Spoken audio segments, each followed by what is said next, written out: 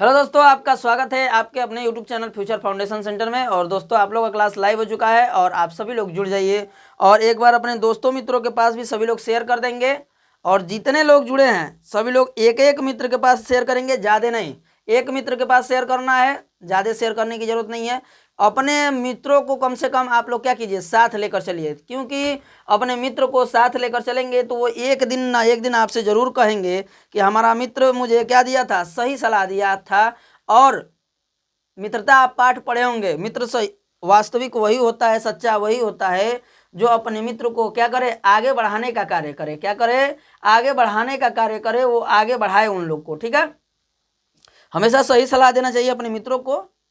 और ध्यान दीजिएगा, आज के पहले प्रश्न की तरफ बढ़ने से पहले हम आप लोग को बताना चाहेंगे कि आज का जो प्रश्न रहेगा, कुछ बहुविकल्पी प्रश्न रहेंगे, कुछ लघु उत्तरी प्रश्न रहेंगे, कुछ दीर्घ उत्तरी। जैसे क्या आता है, गद्य से पद से आप लोग को प्रश्न पूछता है, वो सारे प्रश्न रहेंगे। खंड काव्य से प्रश्न पूछता है, जिन जिलों के लिए पूछता है वो सभी जिले आपको बताकर हम बताएंगे किन जिलों के लिए है। ठीक है ना?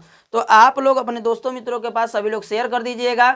ठीक है, और ध्यान दीजिए, आज के पहले प्रश्न की तरफ बढ़ते हैं हम लोग। आज का पहला प्रश्न है आप लोग का, ध्यान देंगे, पहले प्रश्न की तरफ हम लोग बढ़ेंगे। ठीक है, आज का पहला प्रश्न आपका दे रहा है, कह रहा है कि रामचंद्रिका के रचयिता हैं, रामचंद्रिका के रचनाकार कौन है, लेखक कौन है, इसको हमें ध्यान देना है। सभी लोग ध्यान देंगे इसको और सभी लोग क्या करेंगे, कमेंट करके जरूर बताएंगे कि किस प्रश्न का कौन सा विकल्प सही होगा। ठीक है ना? तो ध्यान दीजिए, पहला दे रहा है कि तुलसीदास होगा, केशव दास होगा, मैथिली शरण गुप्त होंगे या जयशंकर प्रसाद जी होंगे। ठीक है, तो हम आप लोग को बताना चाहेंगे एक बात, ध्यान दीजिएगा इस बात पे कि कितने लोग सोचेंगे ये रामचंद्रिका जो दिया है कि तुलसीदास की रचना है। किसकी रचना है? ये तुलसीदास की रचना को आप लोग सोचेंगे, लेकिन तुलसीदास की ये रचना नहीं है। ध्यान दीजिएगा इस बात पे कि तुलसीदास की ये रचना नहीं है। क्या है इनका? रामचरित मानस है। क्या है? रामचरित मानस।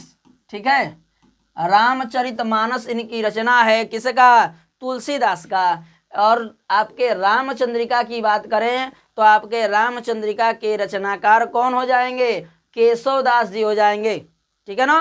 क्या हो जाएंगे? केशव दास जी हो जाएंगे। आपका इसमें बी ऑप्शन करेक्ट हो जाएगा। मैथिली शरण गुप्त की बात करें तो मैथिली शरण गुप्त आपके भारत भारती के रचनाकार हैं। किसके? भारत भारती के।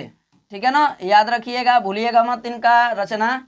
मैथिली शरण गुप्त का ये बहुत प्रसिद्ध रचना है, भारत भारती। और जयशंकर प्रसाद की बात करें तो इनका स्कंद गुप्त। क्या हो जाएगा? स्कंद गुप्त। ठीक है, चंद्रगुप्त, चंद्रगुप्त।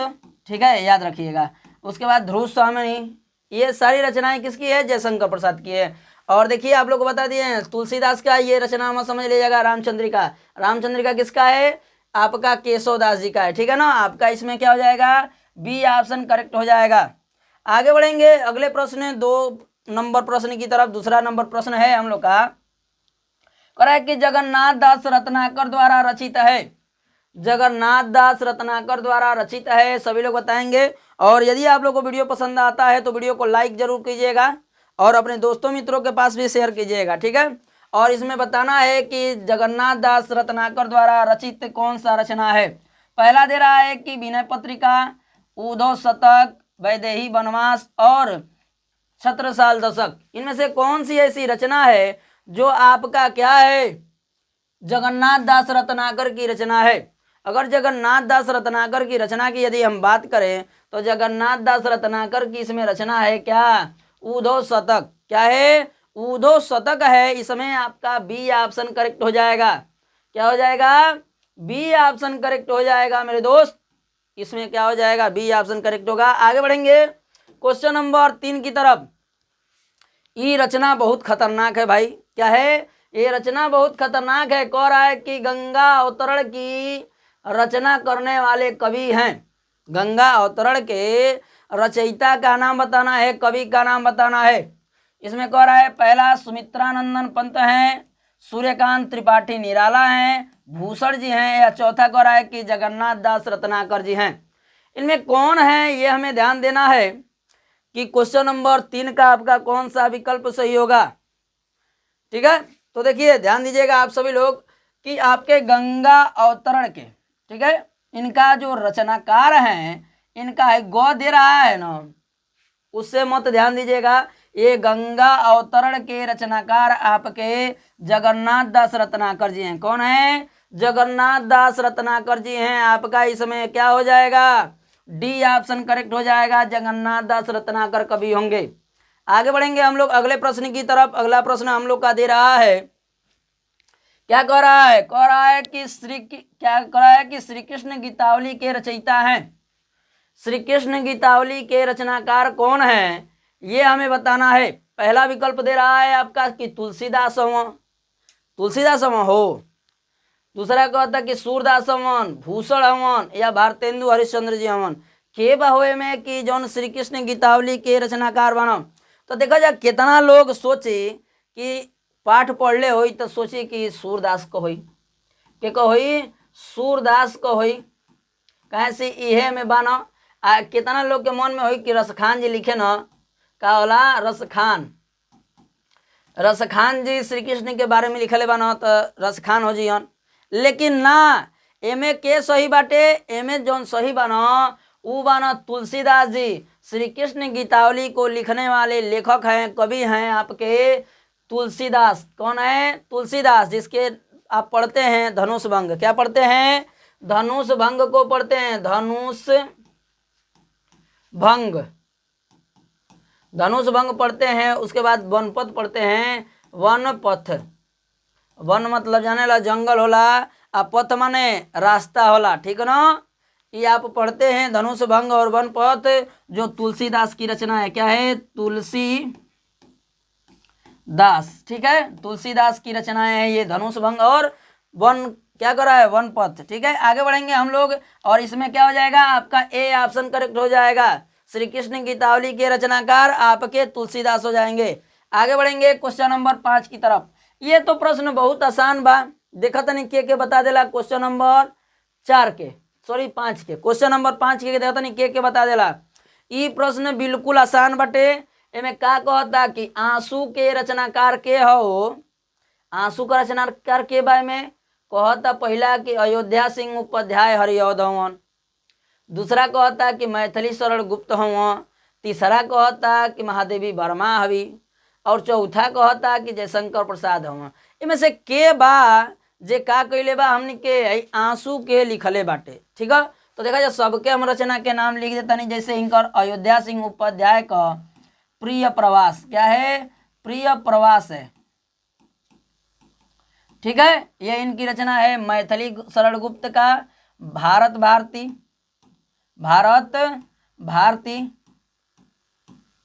ठीक है, महादेवी वर्मा का दीप शिखा। ठीक है, उसके बाद जयशंकर प्रसाद का आप लोग जानते ही हैं, क्या है? स्कंद गुप्त, चंद्रगुप्त। ये सारी रचनाएं किसकी हैं? स्कंद गुप्त, चंद्रगुप्त। और इनमें से अब बताना है इन चारों विकल्पों में से कौन सा विकल्प सही होगा। तो ध्यान दीजिएगा आप सभी लोग कि आंसू के रचनाकार आपके जयशंकर प्रसाद होंगे। कौन होंगे? जयशंकर प्रसाद जी हो जाएंगे। इसमें ऑप्शन डी आप लोग का करेक्ट हो जाएगा। क्या हो जाएगा? ऑप्शन डी करेक्ट हो जाएगा। कौन हो जाएंगे? आपके जयशंकर प्रसाद जी हो जाएंगे। आगे बढ़ेंगे अगले प्रश्न 6 नंबर की तरफ हम लोग बढ़ते हैं। 6 नंबर दिया है हम लोग का। 6 नंबर प्रश्न कह रहा है, ध्यान दीजिएगा, कह रहा है आपसे कि द्वापर के रचनाकार हैं। क्या बताना है? द्वापर के रचनाकार का नाम बताना है कि द्वापर के रचनाकार कौन है। ठीक है, सभी लोग ध्यान दीजिए कि द्वापर के रचनाकार कौन है, हमें ये बताना है। कह रहा है कि द्वापर के रचयिता महादेवी वर्मा हैं, मैथिली शरण गुप्त हैं, सुमित्रानंदन पंत हैं या अज्ञेय जी हैं। क्वेश्चन नंबर क्या है? 6 है। सभी लोग बताइए फटाफट, देखते हैं कितने लोग बता देते हैं क्वेश्चन नंबर 6 का। इनमें से कौन से रचनाकार हो जाएंगे आपके द्वापर के? ये दुआरी का मतलब समझ लिया जाए। ठीक है ना? दुआरी के रचनाकार ने क्या पूछा? द्वापर के रचनाकार का नाम पूछ रहा है आपसे। तो देखिए द्वापर के रचनाकार की यदि बात करें हम तो आपका हो जाएगा मैथिली शरण गुप्त। क्या हो जाएंगे? मैथिली सरल गुप्त हो जाएंगे। इसमें से मैथिली सरल गुप्त जो हैं वो द्वापर के रचयिता हैं, लेखक हैं, ठीक है ना। इसमें आपका बी ऑप्शन करेक्ट होगा। और आदित्य जी हाय, आपका हम मैसेज पढ़ लिए हैं, ठीक है, कमेंट देख लिए हैं। आगे बढ़ते हैं हम लोग 7 नंबर प्रश्न की तरफ। ये भी बिल्कुल आसान प्रश्न है, बहुत सिंपल प्रश्न है। कह रहा है कि भारत भारती की रचनाकार हैं, भारत भारती के रचना, सॉरी भारतेंदु हरिश्चंद्र की रचना है, सॉरी ध्यान नहीं दिया है, क्या है 7 नंबर प्रश्न आपसे कह रहा है कि भारतेंदु हरिश्चंद्र की रचना है। देखते हैं कितने लोग बताते हैं। पहला कह रहा है कि जानकी मंगल है, द्वंद्व गीत है, रस विलास है और प्रेम सरोवर है।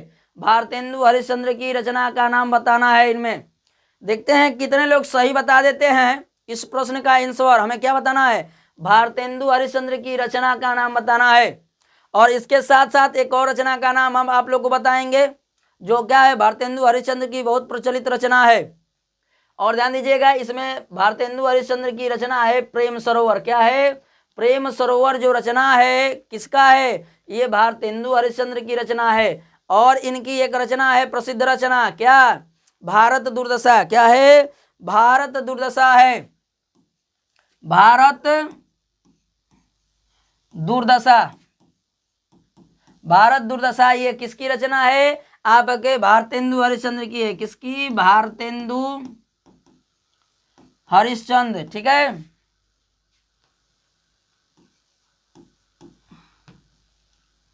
हरिश्चंद्र, ये भारतेंदु हरिश्चंद्र की रचना है, ठीक है। आगे बढ़ते हैं अगले प्रश्न 8 नंबर की तरफ। कह रहा है कि सुमित्रानंदन पंत की रचना नहीं है, जो नहीं है वो बताना है। ध्यान दीजिएगा, जो है वो नहीं बताना है इनमें। पहला कह रहा है कि युगाधार है, युगांत है, लोकायतन है, वीणा है। इनमें से कौन सी ऐसी रचना है जो आपके सुमित्रानंदन पंत की नहीं है, ठीक है ना। देखते हैं कितने लोग बताते हैं 8 नंबर प्रश्न का कि कौन सा विकल्प सही है। तो देखिए इसमें दे रहा है युगाधार, युगांत, लोकायतन, वीणा, ये 4 विकल्प आपके सामने दिए गए हैं। इन चारों विकल्पों में हमें चूज करना है, पसंद करना है कि कौन सा विकल्प सही है, ठीक ना। पसंद नहीं करेंगे, ठीक ना, पसंद नहीं करेंगे, विकल्प चुने के बाद में से जौन सही बा उ चुने के बाद। तो देखा जाए एम सुमित्रानंदन पंत का रचना युगांत है, लोकायतन है, वीणा, ये तीनों रचना जो है सुमित्रानंदन पंत की रचना है। लेकिन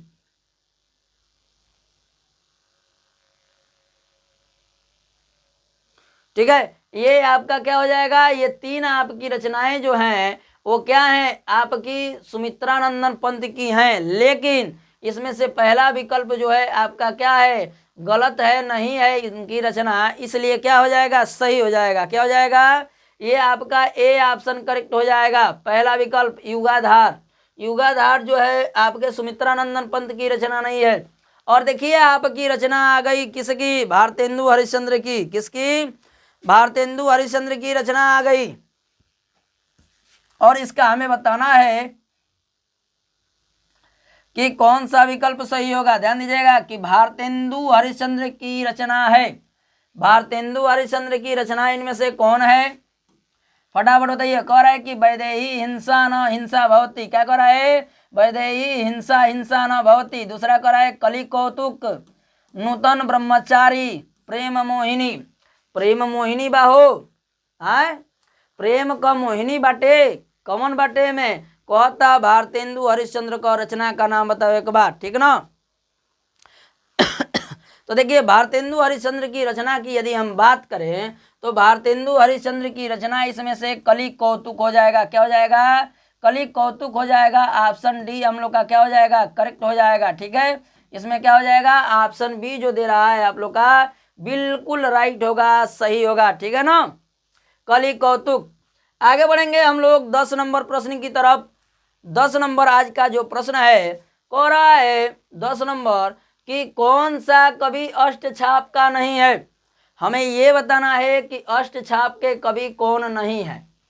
याद रखिएगा इस प्रश्न को। कह रहा है कि परमानंद नहीं है, नाभादास नहीं है, ये नंददास है, नाभादास है और चतुर्भुज दास है। इनमें से हमें बताना है कि कौन सा विकल्प सही हो जाएगा। आपके कौन से कवि अष्टछाप के कवि नहीं है? तो देखिए इसमें से अष्टछाप के कवि आपके कौन नहीं हो जाएंगे? तो आपके नंददास नहीं होंगे। क्या हो जाएंगे? नंददास। आपका क्या हो जाएगा? बी ऑप्शन करेक्ट हो जाएगा, नंददास। क्या हो जाएगा? नंददास, परमानंद दास हैं। ठीक है ना। आगे बढ़ते हैं क्वेश्चन नंबर 11 की तरफ। क्वेश्चन नंबर 11 पे ध्यान दीजिएगा सभी लोग। क्वेश्चन नंबर 11 है हम लोग का। क्या कह रहा है कि रीति काल के किस कवि ने वीर रस की रचना की है? रीति काल के किस कवि ने वीर रस की रचना की है, ये हमें बताना है।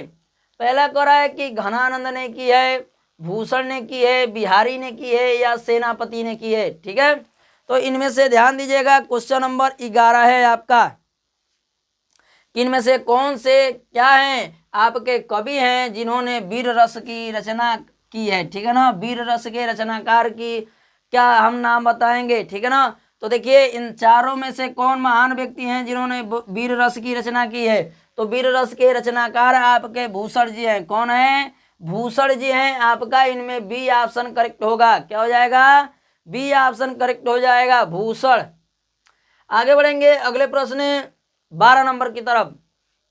12 नंबर प्रश्न को देखेंगे और सभी लोग कमेंट करते रहें किस प्रश्न का कौन सा आंसर सही होगा। कह रहा है 12 नंबर की जायसी का पद्मावत किस भाषा में लिखा गया है? जायसी का पद्मावत जो है वो कौना भाषा में लिखल गई बा? ये हमने के बतावे के बा। कहता कि अवधी भाषा में लिखल गई बा, ब्रज भाषा में लिखल गई बा, हो खड़ी बोली में लिखल गई बा, या फारसी भाषा में लिखल गई बा? कौना भाषा में लिखल गई बा ये हमनी के बतावे के बा। आ देखो जा ई का भइल, तनी ध्यान दियल जी। तनी लाइट का भइल कि तनी गड़बड़ा गइल, यही से ई का हो गइल, भुता गइल। तनी देखल जी। अब हमनी के तुरंत प्रश्न आ जाई। ठीक ना। आ चिंता का कोनो बात नहीं के, बहुत खतरनाक प्रश्न चलता ला। कौना भाषा में लिखल गइल बा, ठीक ना, ई बतावे के रहला। सभी लोग एक एक मित्र के पास अपने शेयर जरूर करेंगे। ठीक है, यदि आप लोग को वीडियो हमारा पसंद आता हो, ठीक है, तो वीडियो को लाइक कर दीजिएगा, शेयर जरूर कर दीजिएगा। ठीक है, कंजूसई नहीं होना चाहिए। ठीक है, और ध्यान देंगे सभी लोग। बस कुछ क्षण की बात है और देखिए एकदम चालू हो रहा है।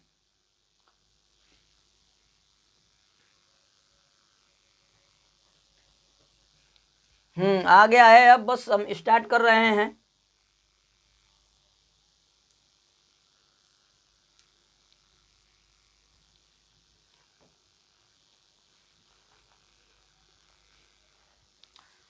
और सभी लोग एक बार अपने दोस्तों मित्रों के पास भी शेयर कर दें और हम लोग चलेंगे, बढ़ेंगे हम लोग प्रश्न की तरफ। प्रश्न की तरफ बढ़ते समय देख लेंगे। ठीक है, अब क्या करेंगे, तुरंत आ जाएंगे हम लोग, ज़्यादा टाइम नहीं लगेगा आप लोग का। ठीक है, देखिए स्टार्ट हो रहा है, एकदम फटाफट गिनती चल रहा है। देख रहे हैं किस तरह गिनती चल रहा है, एकदम सना चल रहा है। देख लीजिए एकदम खटाखट खुल रहा है ये प्रश्न। अभी हम लोग स्टार्ट करते हैं, प्रश्नों की तरफ बढ़ेंगे हम लोग और एकदम अच्छे से देखेंगे, क्योंकि आज चलेगा खंड काव्य चलेगा, जो आपके पद से प्रश्न आते हैं वे चलेंगे। ठीक ना, ऐसे ऐसे प्रश्न आज देखने को मिलेंगे जो अभी तक आप लोग ने नहीं देखा होगा। ठीक है, तो ध्यान दीजिएगा। 11 नंबर प्रश्न चल रहा था कि 12 नंबर? हाँ, 12 नंबर प्रश्न चल रहा था। ठीक है, और 12 नंबर प्रश्न को हम लोग ध्यान देंगे। 12 नंबर प्रश्न था कि रीति का, ये कौन आगे ना हो,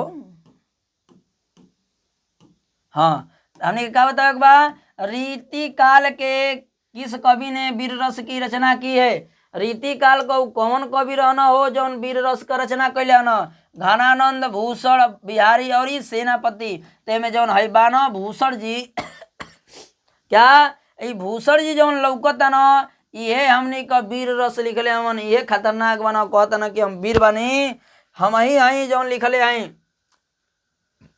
अब 11 नंबर तो बता दे, 12 नंबर चलता ला, गलती से हो गया। अब देखा जाए 12 नंबर कहता जायसी किस भाषा में लिखा गया है? जायसी पद्मावत जो है वो किस भाषा में लिखा गया है? अवधी भाषा, ब्रज भाषा, खड़ी बोली या फारसी? तो देखिए जायसी पद्मावत जो है वो अवधी भाषा में लिखा गया है। किस भाषा में? अवधी भाषा में लिखा गया है ये महाकाव्य भाषा, ठीक है, ये रचना, ठीक है ना, ये क्या हो जाएगा, अवधी भाषा हो जाएगा। आगे बढ़ेंगे क्वेश्चन नंबर 13 की तरफ। क्वेश्चन नंबर 13 को रहा है आपका, तार सप्तक के संपादक हैं, तार सप्तक के संपादक के बा हो, रचनाकार के बा, लेखक के बा, ये हमने के बताओ एक बार। एमे कोह तार निराला, ठीक है ना, मतलब इनका पूरा नाम सूर्यकांत त्रिपाठी निराला जी, ठीक है। महादेवी वर्मा, इनका पूरा नाम बा अज्ञय, इनका पूरा नाम सचिदानंद हीरानंद वात्सल्य अज्ञय। और चौथा देता श्याम नारायण पांडे जी, का पांडे जी हम तना ध्यान दिया हमने के। एमे तार सप्तक का प्रकाशित संपादित जे कैले बा उ हमन जयशंकर प्रसाद सॉरी के अज्ञय जी हमन के अज्ञय सचिदानंद हीरानंद वात्सल्य अज्ञय जी हैं। आपका इसमें क्या हो जाएगा, सी ऑप्शन करेक्ट हो जाएगा। क्या हो जाएगा, सी ऑप्शन करेक्ट हो जाएगा। और लवन्या जी गुड इवनिंग सर जी, गुड इवनिंग। और एकदम आग लगा दी हैं आप, लग रहा है, ठीक है। इसमें क्या हो जाएगा, सचिदानंद हीरानंद वात्सल्य अज्ञय हो जाएंगे। और पहले, ठीक है, इनमें 3 हम तार सप्तकों के बारे में बता दे रहे हैं। पहले का प्रकाशन हुआ था 1943 ईस्वी में, कब, 1943 ईस्वी में। दूसरे का हुआ था 1951 ईस्वी में। तीसरे तार सप्तक का हुआ था 1959 ईस्वी में, ठीक है। और चौथे का प्रकाशन हुआ था 1979 ईस्वी में, ठीक है ना। और ध्यान दीजिएगा, और ये चारों रचनाएं किसने की हैं, अज्ञय जी की हैं, सचिदानंद हीरानंद वात्सल्य अज्ञय। और अगले प्रश्न 14 नंबर का सभी लोग कमेंट कर बताएंगे कौन सा विकल्प सही होगा। कह रहा है कि कामायनी महाकाव्य के रचयिता हैं, कामायनी महाकाव्य के लिखले बा हो, तो नहीं बतावा जाता। पहला को होता कि सुमित्रानंदन पंत लिखले बना, सूर्यकांत त्रिपाठी निराले लिखले बना, जयशंकर प्रसाद लिखले बना, या धर्मवीर भारती लिखले बा, के लिखले बना, बतावा जा फटाफट। क्वेश्चन नंबर का 14 नंबर के बतावे बाद जा के बता देला। क्वेश्चन नंबर कौन सही बा, कामायनी महाकाव्य के लिखले बा, तो कामायनी महाकाव्य के लिखे वाला व्यक्ति बना जयशंकर प्रसाद जी के बा, जयशंकर प्रसाद जी ये लिखले हवन आंसू के लिखले हवन, आंसू के लिखले हवन ये, ठीक है। आपके आंसू के रचनाकार कौन है, जयशंकर प्रसाद जी हैं। और स्कंद गुप्त के रचनाकार कौन है, जयशंकर प्रसाद जी हैं। ध्रुव स्वामिनी के रचयिता कौन है, जयशंकर प्रसाद जी हैं। आगे बढ़ते हैं क्वेश्चन नंबर 15 की तरफ। 15 नंबर कह रहा है, देखा जा, अनामिका के रचयिता हैं। क्या बताना है, अनामिका के रचयिता का नाम बताना है। और देखते हैं कितने लोग बता देते हैं।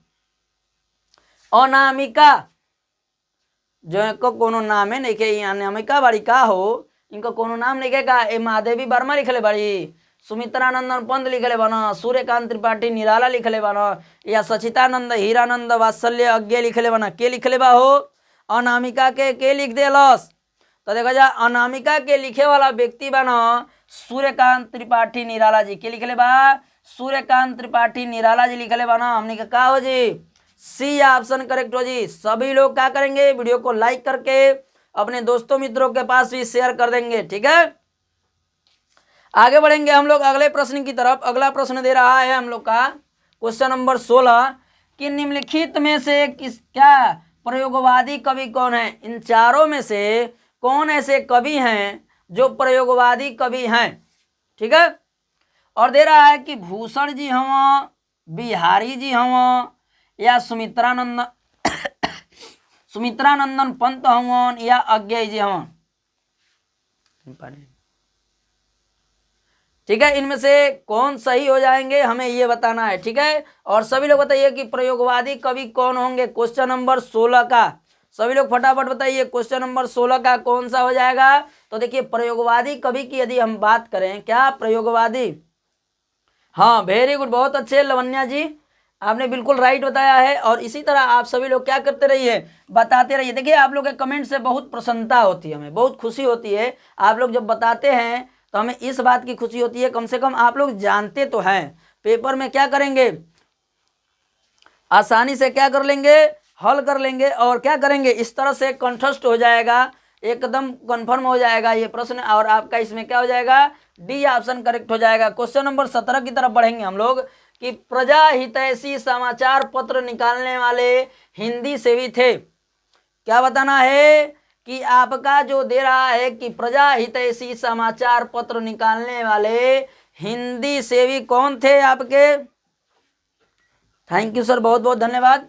और कह रहा है आपका कि राजा शिव प्रसाद सितारे हिंद, नाम देखा जाए कितना खतरनाक बा। राजा शिव प्रसाद सितारे हिंद बनो, या राधा चरण गोस्वामी बनो, राजा लक्ष्मण सिंह बनो, या चौथा कहता कि बद्री नारायण चौधरी प्रेम घन बनो, के बा हो तने बताओ जा। तो तनी 1 मिनट हम पानी पी ली, तो हम लोग बताओ जा फटाफट।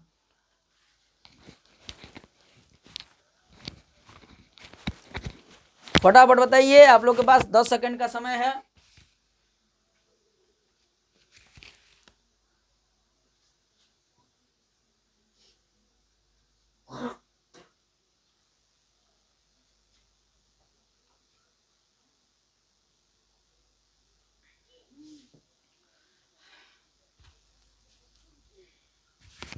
और ध्यान दीजिएगा इस प्रश्न की तरफ। ये जो प्रश्न है आपका, प्रश्न कह रहा है आपका कि प्रजा हितैषी क्या है, प्रजा हितैषी समाचार क्या है पत्र के सेवी हैं। तो देखिए ये राजा लक्ष्मण सिंह है। कौन है, राजा लक्ष्मण सिंह है। और सभी लोग देखिए इन प्रश्नों पे बिल्कुल ध्यान दीजिएगा, क्योंकि आज के जो प्रश्न है एकदम बिल्कुल नए नए हैं, आप लोग देख रहे हैं। ठीक है, ये कदम अभी नया नया इन लोग का उत्पादित हुआ है, ये लाए गए हैं। ठीक है, ये बिल्कुल नए नए प्रश्न हैं आपके। प्रजा हितैषी समाचार पत्र के लेखक कौन है, राजा लक्ष्मण सिंह है। और देखिए ये प्रश्न जो आपका दे रहा है 18 नंबर को देखिए, रीतिबद्ध काव्य के कवि हैं।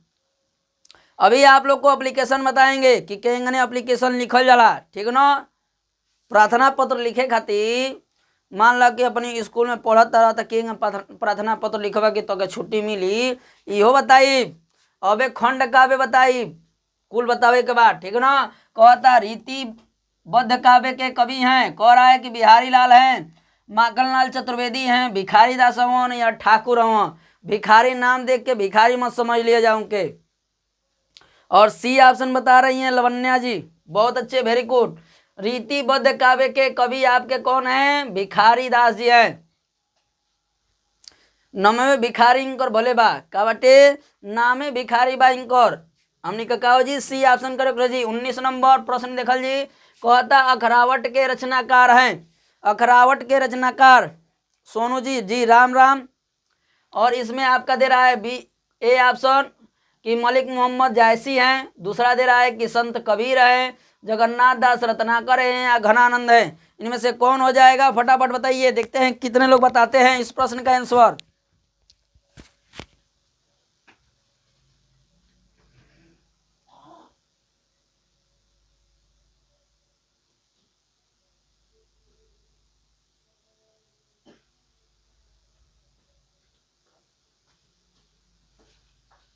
और अभी तक आप लोगों ने बताया नहीं, बताइए सभी लोग, देखते हैं। सर प्लीज फास्ट, एकदम फास्ट पढ़ाएं। देखिए एकदम फास्ट अभी पढ़ा रहे हैं हम, तुरंत तुरंत हम लोग चलेंगे आज जी। हाय सबको हाय, और सभी लोग एक बार शेयर कर दीजिए। और इसके बात करें अखरावट के रचनाकार की 19 नंबर प्रश्न की, तो अखरावट के रचनाकार आपके मलिक मोहम्मद जायसी हो जाएंगे। आपका क्या हो जाएगा, ए ऑप्शन करेक्ट हो जाएगा।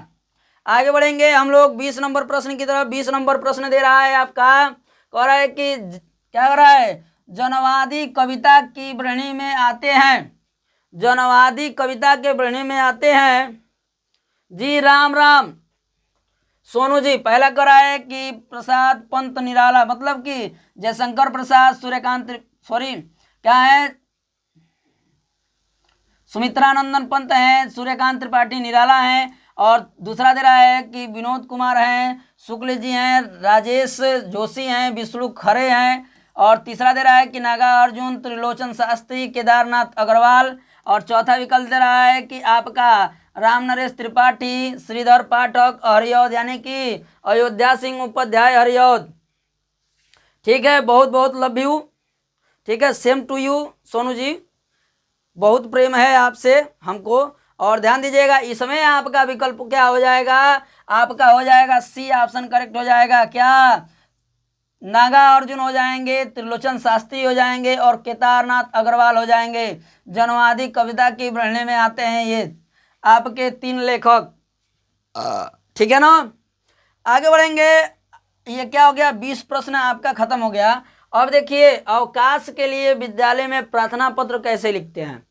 ठीक है ना, क्या होगा, अब देखना है हमें कि अपने, मान लीजिए कि विद्यालय में पढ़ रहे हैं, मान लीजिए छुट्टी लेना है हमें कहीं जाने के लिए, तो हम क्या करेंगे, अपने प्रधानाचार्य को क्या करते हैं, एक निमंत्रण पत्र लिखते हैं ना। निमंत्रण पत्र ना दिया जाए, वहाँ प्रार्थना पत्र दिया जाए, कहल जाए कि हमने के छुट्टी चाहिए, क्या चाहिए, छुट्टी चाहिए। तो देखा जाए हेंग लिखे के बाद पहले लिखल जी सेवा में, क्या कल जी, सेवा में श्रीमान प्रधानाचार्य जी, राजकीय इंटर कॉलेज इलाहाबाद, मान लीजिए कि विद्यालय को जो नाम बा हमने के लिख दिया जाए। ठीक है, अब क्या कल जी, विषय में, विषय 1 सप्ताह के लिए अवकाश हेतु प्रार्थना पत्र है। क्या है, 1 सप्ताह को छुट्टी चाहिए, वो करी खातिर प्रार्थना पत्र बा। ठीक है, और देखा जाए मान्यवर आपके क्या कह रहे हैं, देखिए, सविनय निवेदन है कि दिनांक 30/3/2025 को मेरे बड़े भाई की शादी है। क्या है, मेरे बड़े भाई की शादी है, शादी की व्यवस्था में, क्या, शादी की व्यवस्था में मेरा योगदान भी अपेक्षित है। अतः दिनांक 30/3/2025 से लेकर 6/4 तक मैं विद्यालय उपस्थित होने में असमर्थ हूँ। क्या, मैं विद्यालय आने में असमर्थ हूँ, कृपया मुझे उपयुक्त 1 सप्ताह का अवकाश प्रदान कीजिए। क्या कीजिए, मुझे 1 दिन की छुट्टी देने की, 1 सप्ताह की छुट्टी देने की कृपा करें। ये तो हमारा हो गया कि हमारा जो जो छुट्टी चाहिए, किस लिए छुट्टी चाहिए, वो बात तो हो गया। ठीक है, इसके आगे ध्यान दीजिएगा कि क्या लिखेंगे, जहिया इसको देंगे, इस प्रार्थना पत्र को प्रधानाचार्य को, उस दिन का ही डेट लिख दिए। ठीक है ना, अब देखिए इधर क्या लिखेंगे, आपका आज्ञाकारी शिष्य या शिष्या, मतलब शिष्य माने लइका, शिष्या माने लइकी। शिव गुरु में जे जात होई, शिव चर्चा करे सुनले होई कि हम शिव गुरु का क्या बोलतनी, गुरु बहिना बोलतनी, गुरु बहिना ना हलो इलो। ठीक ना, इस शिष्य शिष्या हो तलो। मान लीजिए कि हमने क्या लिख दिया है, नाम लिख दिया है, यहाँ पे क्या कर लीजिए, XYZ जो भी नाम लिखना होगा लिख सकते हैं। ठीक है, यहाँ कक्षा आप किस क्लास के हैं, 10वीं के हैं, 9वीं के हैं, 8वीं के हैं, वो जो है वो लिख सकते हैं। ठीक है, उम्मीद करते हैं आप लोग समझ गए होंगे। अब देखिए अगला प्रश्न जो है आपका, ये क्या है, ईर्ष्या पाठ से है। किस पाठ से है, ईर्ष्या पाठ से है। ईर्ष्या तू न गई मेरे मन से के रचनाकार कौन है। क्या, ईर्ष्या तू न गई मेरे मन से के रचनाकार कौन है, इसको देखना है। तो ईर्ष्या तू न गई मेरे मन से के रचनाकार, पाठ का नाम ये हमको पता होना चाहिए, तभी हम क्या लिख सकते हैं, संदर्भ। जब ऐसे प्रश्न आते हैं तो हमें क्या लिखने को आता है कि 3 प्रश्नों के उत्तर दीजिए। क्या, दिए गए इन प्रश्नों के उत्तर देना रहता है, और इसमें क्या करते हैं हम लोग, 3 प्रश्नों के उत्तर देते हैं। देखिए प्रश्न क्या दे रहे हैं, प्रश्न आपका पहला दे रहा है कि उपरोक्त का संदर्भ लिखिए। तो संदर्भ हम कैसे लिखेंगे, जब हमको पाठ का नाम और लेखक का नाम याद रहेगा। तो आपके ईर्ष्या तू न गई मेरे मन से के लेखक हैं,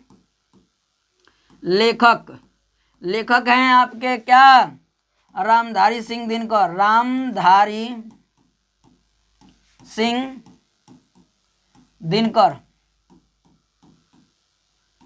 रामधारी सिंह दिनकर जी हैं। ठीक है ना, और इस पाठ का नाम क्या है, ईर्ष्या तू न गई मेरे मन से। क्या है, ईर्ष्या तू न गई मेरे मन से, क्या हो जाएगा, ईर्ष्या तू न गई मेरे मन से, ये आपके पाठ का नाम है। तो हम आसानी से क्या कर सकते हैं जी, गुड इवनिंग शिवा रावत जी, ये आपका क्या हो गया, लेखक का नाम हो गया, और ये क्या हो गया, पाठ का नाम हो गया। ठीक है, जब हमको ये दो चीज पता हो गया तो आसानी से संदर्भ लिख सकते हैं। संदर्भ में लिखेंगे कि प्रस्तुत, ये गद्यांश है तो क्या कहेंगे, प्रस्तुत गद्यांश हमारी पाठ्य पुस्तक हिंदी के गद्य खंड में संकलित ईर्ष्या तू न गई मेरे मन से पाठ से लिया गया है, और इसके रचनाकार आपके कौन है, रामधारी सिंह दिनकर जी हैं। कौन है, रामधारी सिंह दिनकर जी हैं। उम्मीद करते हैं आप लोग को संदर्भ समझ में आ गया होगा। अब कह रहा है कि गद्यांश के रेखांकित अंश की व्याख्या कीजिए। क्या है, रेखांकित अंश की व्याख्या करना है। अब इसका क्या करेंगे, इसमें रेखांकित अंश की व्याख्या करना है। इनमें सभी का क्या करना है, हमें व्याख्या करना है इसमें सभी का। जी गुड इवनिंग, हम पढ़े हैं आपके शिवा रावत जी, ठीक है ना। कह रहा है कि ईर्ष्या का यही क्या है, अनोखा क्या है, वरदान है। जिस मनुष्य के हृदय में ईर्ष्या घर बना लेती है वह क्या कर रहा है, वह उन चीजों से क्या करता है, आनंद नहीं उठाता जो उसके पास मौजूद है, बल्कि उन वस्तुओं से दुख उठाता है जो दूसरे के पास है। वह अपनी तुलना दूसरे के साथ करता है और इस तुलना में अपने पक्ष के सभी अभाव उसके हृदय में दंश मारते रहते हैं। डंस मारते रहते हैं, नागिन उगिन देख लो, डंस मारना सन, डंक मारना सन, वही डंक मारेला। आगे कहता, दंश के इस दाह को भोगना कोई अच्छी बात नहीं है, मगर ईर्ष्यालु मनुष्य करे भी तो क्या करे, आदत से लाचार होकर उसे यह वेदना भोगनी पड़ती है। ठीक है ना, क्या करनी पड़ती है, ये आपको भोगनी पड़ती है। और ध्यान दीजिएगा, इसका आप व्याख्या समझिएगा, ध्यान से सुनिएगा, ठीक है ना। इसका आप लोग आसानी से लिख सकते हैं, ईर्ष्या तू ना गई मेरे मन से के। तो आप लोग जानते हैं कि जो ईर्ष्या करने वाले व्यक्ति होते हैं वो सीधी सीधी बात है कि दूसरे से क्या करते हैं, जलते हैं। क्या करते हैं, दूसरे से प्रतिस्पर्धा रखते हैं, जलते हैं। मान लो कि हमारे सामने, हमारे पास कोई वस्तु है, क्या है, कोई हमारे पास वस्तु है, हमारे पास रहते हुए भी उसके पास अगर हो जाता है तो हम क्या करेंगे, फलाना के लगे तो आई हो गई बा। अब ओके देख देख के हम के क्या कैली, जरल जाई। विनय चौहान जी, जी हाय, सबको हाय। और सभी लोग अपने एक एक दोस्तों मित्रों के पास शेयर कर देंगे, ठीक है। और देखिए खंड काव्य भी आप लोग को बताने वाले हैं आज। और ये आपका आज क्या है, पद गद्य से जो आता है प्रश्न आपको 6 नंबरों का, वो भी बता रहे हैं। तो ये 6 नंबर के प्रश्न आपके पेपर में पूछे जाएंगे, ठीक है ना। तो आप लोग इनको बिल्कुल ध्यान से सुनिएगा। तो ऐसे जब क्या करेंगे, एक दूसरे से प्रति स्पर्धा रखेंगे। देखिएगा यहाँ कह रहा है कि जो उसके पास मौजूद है, बल्कि उन वस्तुओं से वो क्या कर रहेगा, दुख उठाता रहेगा। वो क्या सोचेगा, का मैं हम लगे बा, हम का करी ना करी, ठीक है ना, ऐसे सोचता रहता है। और वह दूसरा के लगे देखी ना तो कही कि देखा ना फलानवा के लगे समनवा बा हो, का कही फलानवा के लगे समनवा बा हो, ओके देख देख के जोरी भले ओकर लगे वो बा। ये क्या होता है, जिनके अंदर ईर्ष्या हो जाती है, कपट भर जाता है, छल पड़ जाता है, दूसरे के देख कर जलने की ईर्ष्या भर जाती है, वो हमेशा ये काम करता है, वह अपनी तुलना दूसरों के साथ करता और इस तुलना में अपने पक्ष के क्या सभी अभाव उसके हृदय में डंक मारते हैं। वो क्या करता है, अपनी तुलना दूसरे से करता है। क्या करता है, मान लो हम लगे 10,000 बा, 10,000 रुपया बा, उनका लगे कहीं 11,000 बा हो। ये बात उसको बार बार क्या करती है, चोटिल करती है, मन के हृदय को पीड़ा देती है। और ये चीज अपने अंदर कभी मत लाइएगा। ईर्ष्या यदि अपने मन में लाते हैं, देखिए दूसरा कोई बढ़ता है बढ़ने दीजिए, क्या दूसरा कोई बढ़ता है बढ़ने दीजिए, क्यों, क्योंकि दूसरे को देखेंगे तो अपने मन में तकलीफ होगा, अरे उतना कमा रहा, वो उतना मेहनत तो किया है। आप दूसरे का मत देखिए, दूसरा कोई क्या किया, उतना मेहनत किया है तो उतना कामयाब हुआ है, उतना।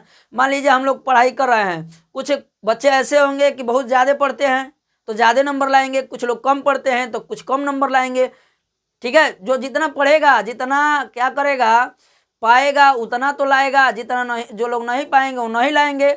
जो पढ़ेंगे वो देखिए, जो सोएगा वो खोएगा और जो देखेगा वो पाएगा।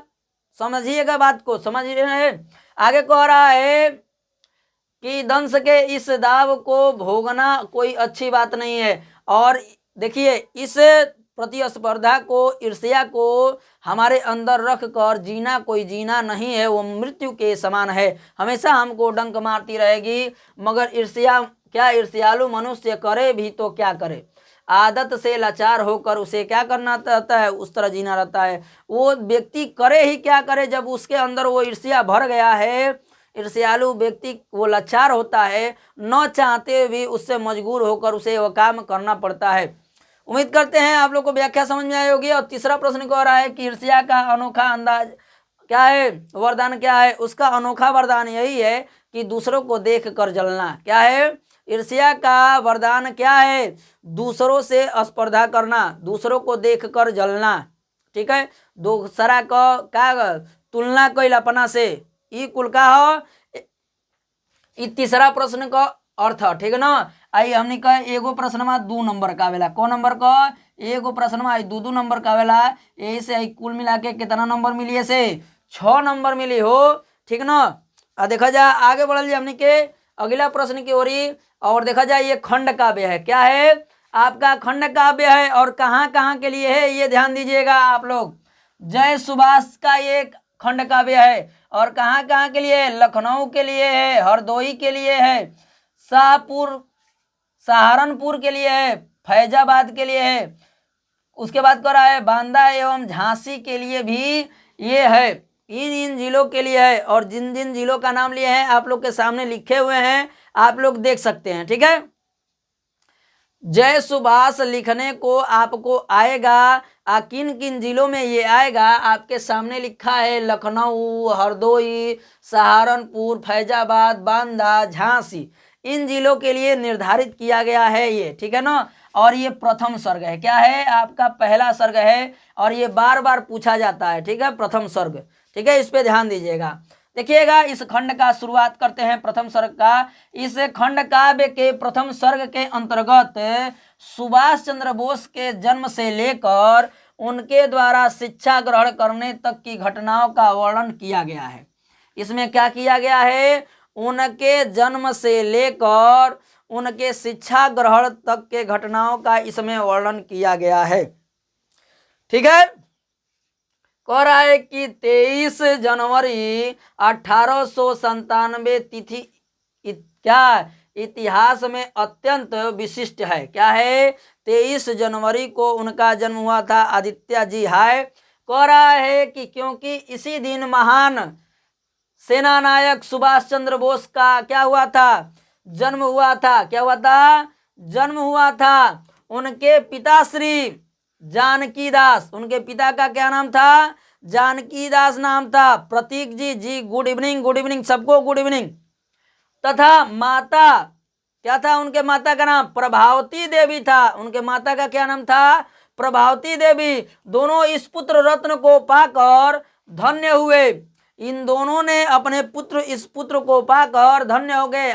सुभाष चंद्र बोस जैसा कोई पुत्र पाए और अपने आप को धन्य न माने, वो क्या होंगे, मूर्ख ही होंगे। कह रहा है कि सुभाष के रूप में तेजस्वी, सुंदर और सलोना बालक पाकर घर और क्या, घर और बाहर चारों ओर प्रसन्नता की लहर दौड़ गई। क्या घर में ही नहीं बाकी सभी तरफ क्या हो गया, ये सारी प्रसन्नताएं फैल गई, चारों तरफ प्रसन्नताएं हैं इसकी फैल गई।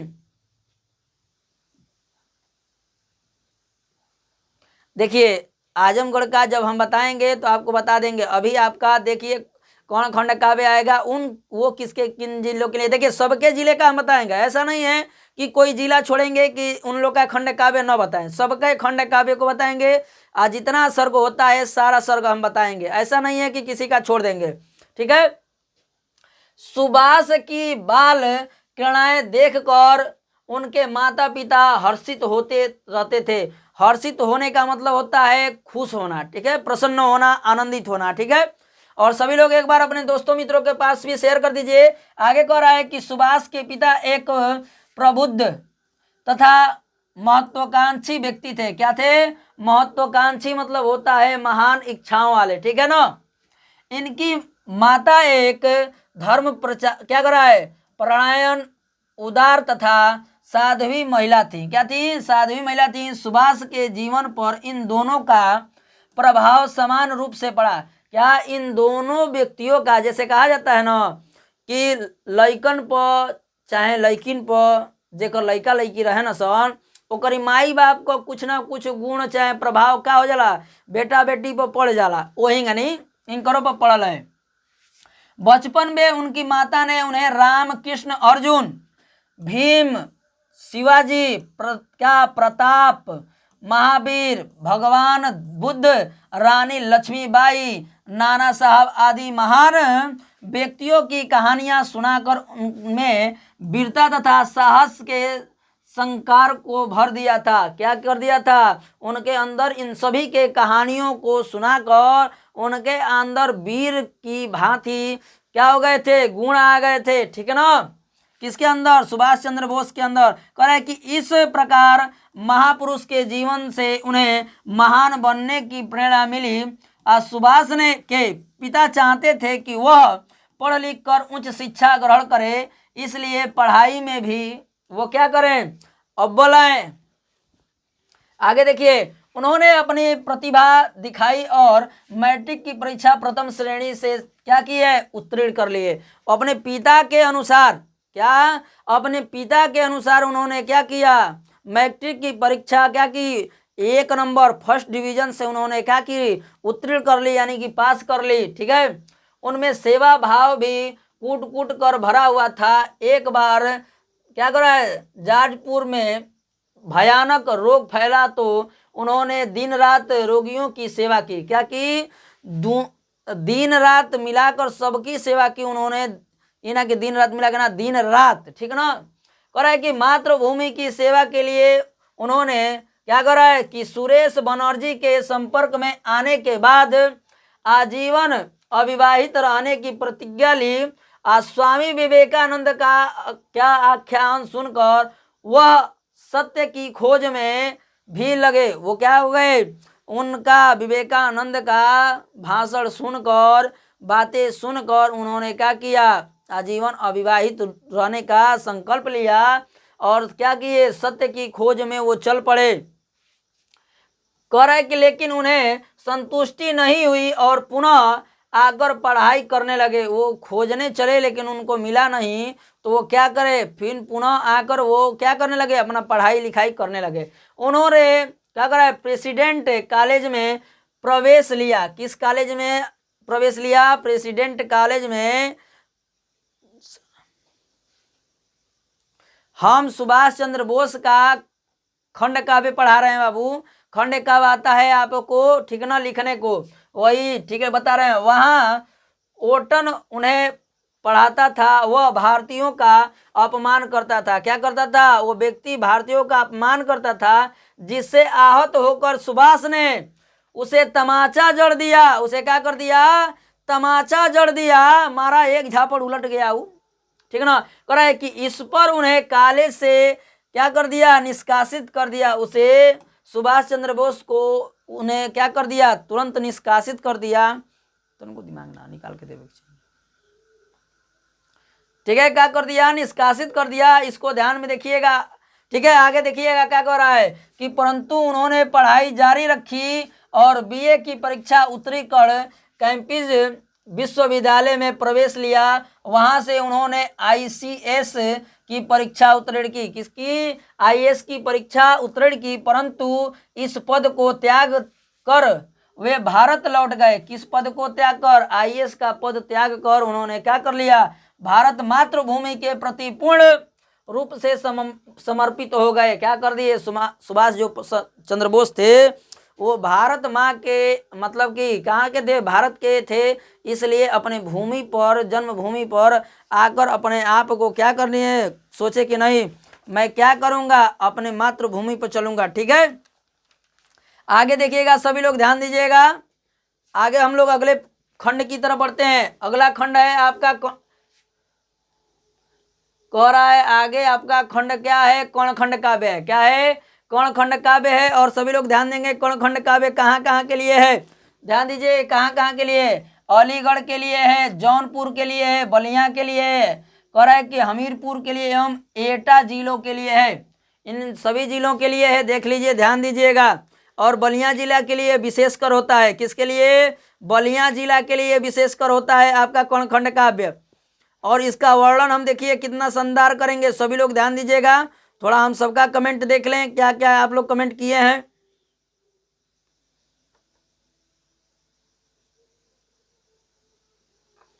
हाँ, जय सुभाष का था प्रतीक जी, आदित्य का था, चलिए कोई बात नहीं है। और ध्यान दीजिएगा यहाँ पे आपका कर्णखंड काव्य का क्या बताना है, देखिए कहाँ कहाँ के लिए है। अलीगढ़ के लिए है, जौनपुर के लिए है, बलिया जिला के लिए है। क्या कर रहा है कि हमीरपुर के एवं एटा जिला के लिए ये निर्धारित किया गया है कर्णखंड काव्य, ठीक है। और सभी लोग इसको बिल्कुल ध्यान से सुनेंगे और बिल्कुल आसान तरीके से बता देंगे। ये चौथा सर्ग है आपका, ठीक है ना। इसमें क्या बताया गया है एक बार केवल शांति से पढ़ेंगे और उसका बिल्कुल वर्णन कर देंगे। गुड इवनिंग सागर जी, ठीक है। देख लीजिए किन किन जिलों के लिए है, जिनके लिए है बिल्कुल ध्यान से सुनेंगे। चौथा सर्ग कह रहा है कि इस सर्ग में श्री कृष्ण और कर्ण का संवाद है। युधिष्ठिर के कहने पर भी श्री कृष्ण शांति दूत बनकर दुर्योधन को समझाने के लिए हस्तिनापुर पधारे, परंतु दुर्योधन को युद्ध के अतिरिक्त और कुछ स्वीकार नहीं था। अंततः श्री कृष्ण ने युद्ध को टालने की इच्छा से कर्ण को समझाकर कि वह दुर्योधन का साथ छोड़ दे और उसे यह भी बताया कि वह कुंती का पुत्र है, अतः पांडव से जाकर मिल जाए। लेकिन कर्ण दुर्योधन का साथ छोड़ने के लिए तैयार न हुआ।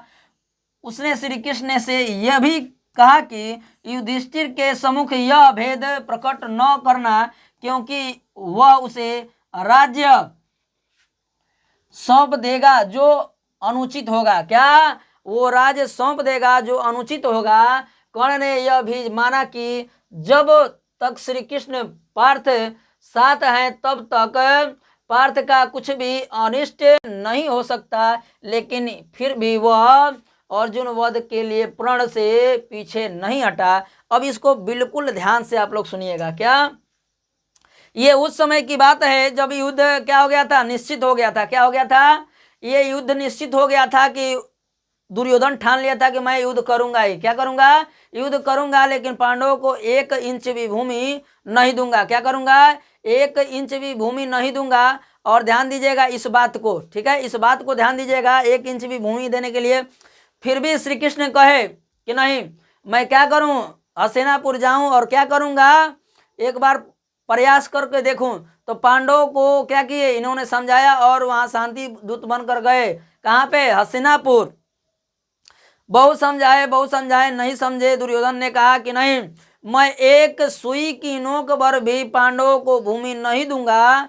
इस पे उन्होंने क्या किया, यहाँ तक कि दुर्योधन श्री कृष्ण को बंदी बनाने के लिए अपने क्या कर दिया, सैनिकों को बोल दिया अब श्री कृष्ण को कोई बंदी बना सकता है। वो बेवकूफ़े था, वो का दिमाग घुटने में रहे, ठीक ना, घुटना से ऊपर ना उठे। जब दिमाग में खोपड़ी में जाए तब ना युद्ध कही कि ना करब, तो कहते होगा दिमाग घुटने में रहे, यही से कुछ ना कर पावे।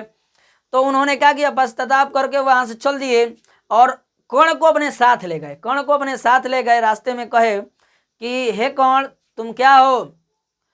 कुंती के पुत्र हो। क्या हो? तुम कुंती के पुत्र हो और तुम क्या करो, तुम पांडवों की तरफ चलो, तुम्हें क्या करूंगा, मैं राजा बना दूंगा और क्या करूंगा, और तुम पांडवों की तरफ से युद्ध करोगे तो कर्ण क्या करेगा, ये युद्ध टाल देगा। लेकिन कर्ण इतना कर्मवीर था, प्रणवीर था, उसने कहा कि मैं जानता हूं कि क्या होगा, जिधर आप होंगे उधर ही जीत होगी। क्या? जिधर आप होंगे उधर ही जीत होगी, लेकिन मैं दुर्योधन का साथ नहीं छोड़ूंगा। वो छली है, कपटी है, क्या है, दुराचारी है, लेकिन उसका साथ मैं नहीं छोड़ सकता, क्योंकि वो क्या है, जिस समय मुझे क्या था, एक सहारे की जरूरत था, उस समय मेरा कोई साथ नहीं दिया था, वही मेरा मित्र था, वही मेरा सब कुछ था। उसने ही मुझे सम्मान दिया। क्या? जहाँ पांडवों ने अपमानित किया था, उसने क्या किया था, सम्मान से उसे क्या किया था, एक राज्य का राजा बनाया था। कौन देश का राजा बनाया था, इसलिए कौन नाम उसका पड़ा था। नहीं तो उसका बचपन का नाम क्या था, राधे नाम था, क्योंकि पालन पोषण किसके द्वारा हुआ था, राधा के द्वारा हुआ था। किसकी पत्नी थी, वो सूत, अधिरथ सूत की पत्नी थी। ठीक है ना, बात को समझ गए। अब वो ये चीज कहकर चले गए, वो कहे कौन कि ये बात जो हमसे कहे हैं वो कभी युधिष्ठिर से मत बताइएगा, क्योंकि युधिष्ठिर जब जान जाएगा, क्योंकि वो उनका नाम क्या था, धर्म युधिष्ठिर, क्या, धर्मराज युधिष्ठिर, वो झूठ नहीं बोलते थे युधिष्ठिर, इसलिए उनका नाम क्या था, धर्मराज युधिष्ठिर था। ठीक है ना। तो कहे कहे कौन कि सुनिए, आप सब कुछ जानते हैं, सब कुछ पता है, सब कुछ हमें बताए हैं, लेकिन युधिष्ठिर को ये बात मत बताइएगा, क्योंकि वो जान जाएगा कि मैं उसका बड़ा भाई हूँ, तो वो कभी राजा बनना स्वीकार नहीं करेगा। यदि मुझे वो राजा बना देगा तो मैं अपना फर्ज समझकर क्या करूंगा, वो मुकुट उठाकर दुर्योधन को दे दूंगा। क्या करूंगा, दुर्योधन को दे दूंगा अपना कर्ज उतारने के लिए। ठीक है, बात को समझ गए। इतना ही इस क्या था, आपके चौथे सर्ग में था। ठीक है, चौथे सर्ग में आपका इतना ही था, श्री कृष्ण और कृष्ण का, क्या, कौन का और आपके कृष्ण का संवाद इसमें बताया गया था। ठीक है ना। उम्मीद करते हैं आप लोग को समझ में आया होगा। फटाफट कमेंट करके बताइए कि आप लोग का समझ में आया कि नहीं। अब देखिए पांचवें सर्ग को देखेंगे। क्या देखेंगे, कौन खंड काव्य के पांचवें सर्ग को देखेंगे। पांचवा सर्ग आपका ध्यान दीजिएगा, पांचवा सर्ग में बहुत ज्यादा नहीं होता है, थोड़ा सा है इसमें।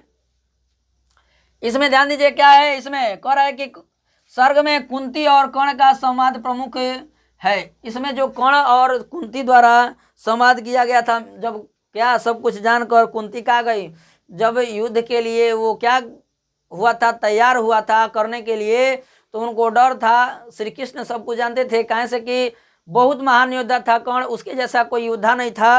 वो चाहता तो सबको मार डालता, सबको जीवन दान दिया था कर्ण। ठीक है, कौन ऐसा महान व्यक्ति था, उसका कोई तुलना नहीं कर सकता है। जी सर, सर जी कमेंट पढ़ लीजिए। ठीक है, कमेंट पढ़ लेंगे, बोलिए। और ध्यान दीजिएगा आप सभी लोग, अब ध्यान दीजिएगा, इसको पढ़ लेते हैं। कह रहा है कि भीषण युद्ध को रोकने हेतु कुंती स्वयं कर्ण के पास गई। उसने युद्ध रोकने की आशा से कर्ण को यह भेद बताया कि वह उसी का पुत्र है और पांडव उसे भाई हैं। क्या है, पांडव उसके भाई हैं। परंतु कर्ण ने कुंती को भी वही उत्तर दिया जो श्री कृष्ण को दिया था।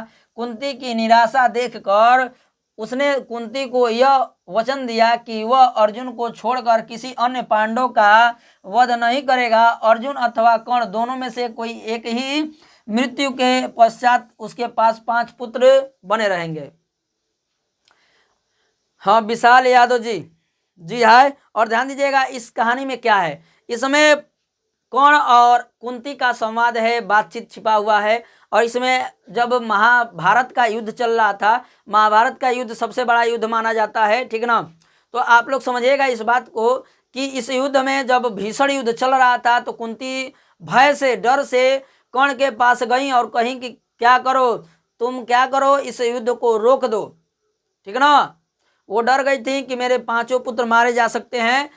कर्ण इतना बलवान था, प्रभावशाली था, तो उसने कहा कि मैं ये युद्ध नहीं रोक सकता हूँ। यहाँ तक कि कुंती ने ये भी भेद खोल दिया कि तुम किसी और के पुत्र नहीं हो, मेरे पुत्र हो। तभी भी कर्ण ने यही कहा कि मैं सब कुछ कर सकता हूँ, दुर्योधन को धोखा नहीं दे सकता हूँ, धोखा नहीं दे सकता हूँ, छोड़ नहीं सकता हूँ।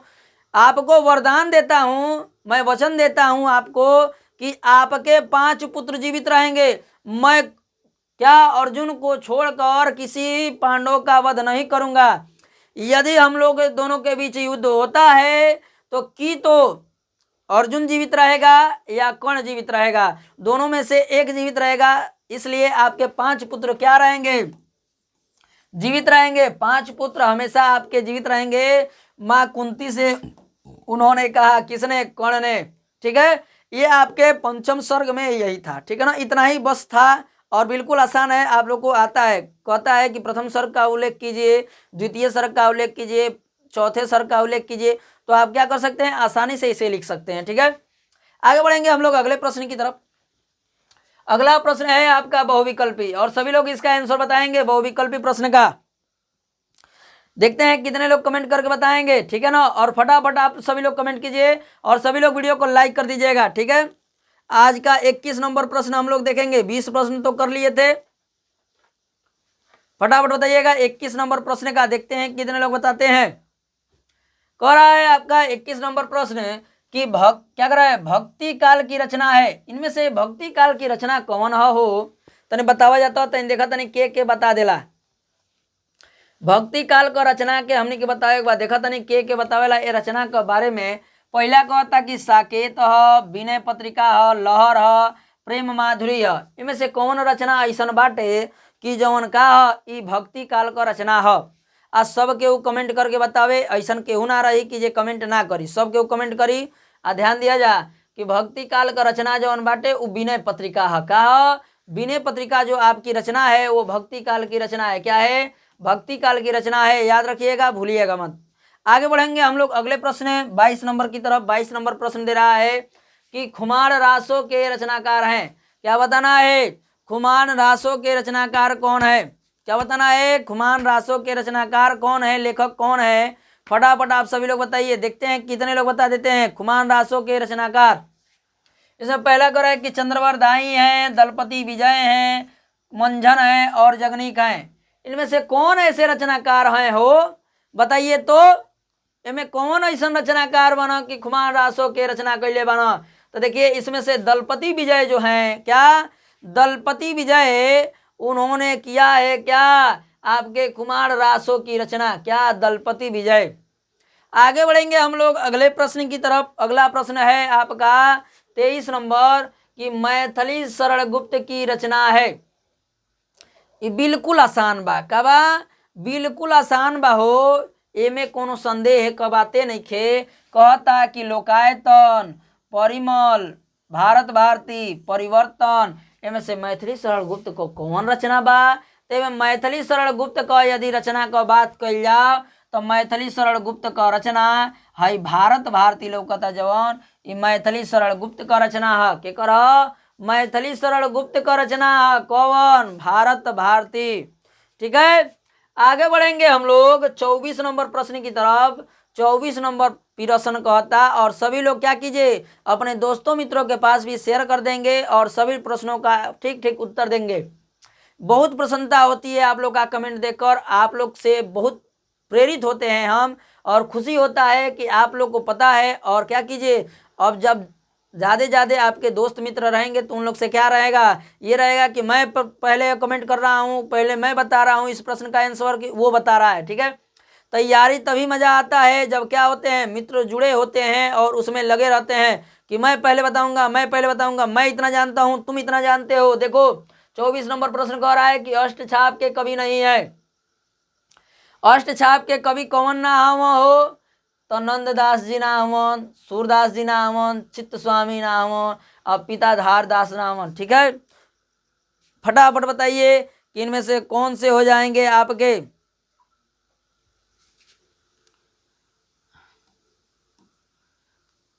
चित्रधार धारीदास नहीं, गिरधारी दास हैं काई, इनका नाम क्या है?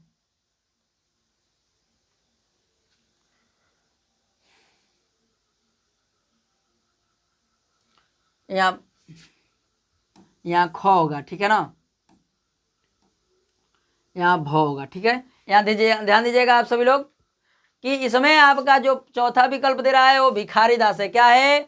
भिखारी दास है। और इसमें बताना है कि अष्ट छाप के कवि नहीं है। अष्ट छाप के जो कवि नहीं है वो बताना है हमें। यदि अष्ट छाप के कवि की बात करें तो अष्ट छाप के कवि आपके भिखारी दास नहीं है, ठीक है ना। और जी हेलो माही, माही जी हैं आप?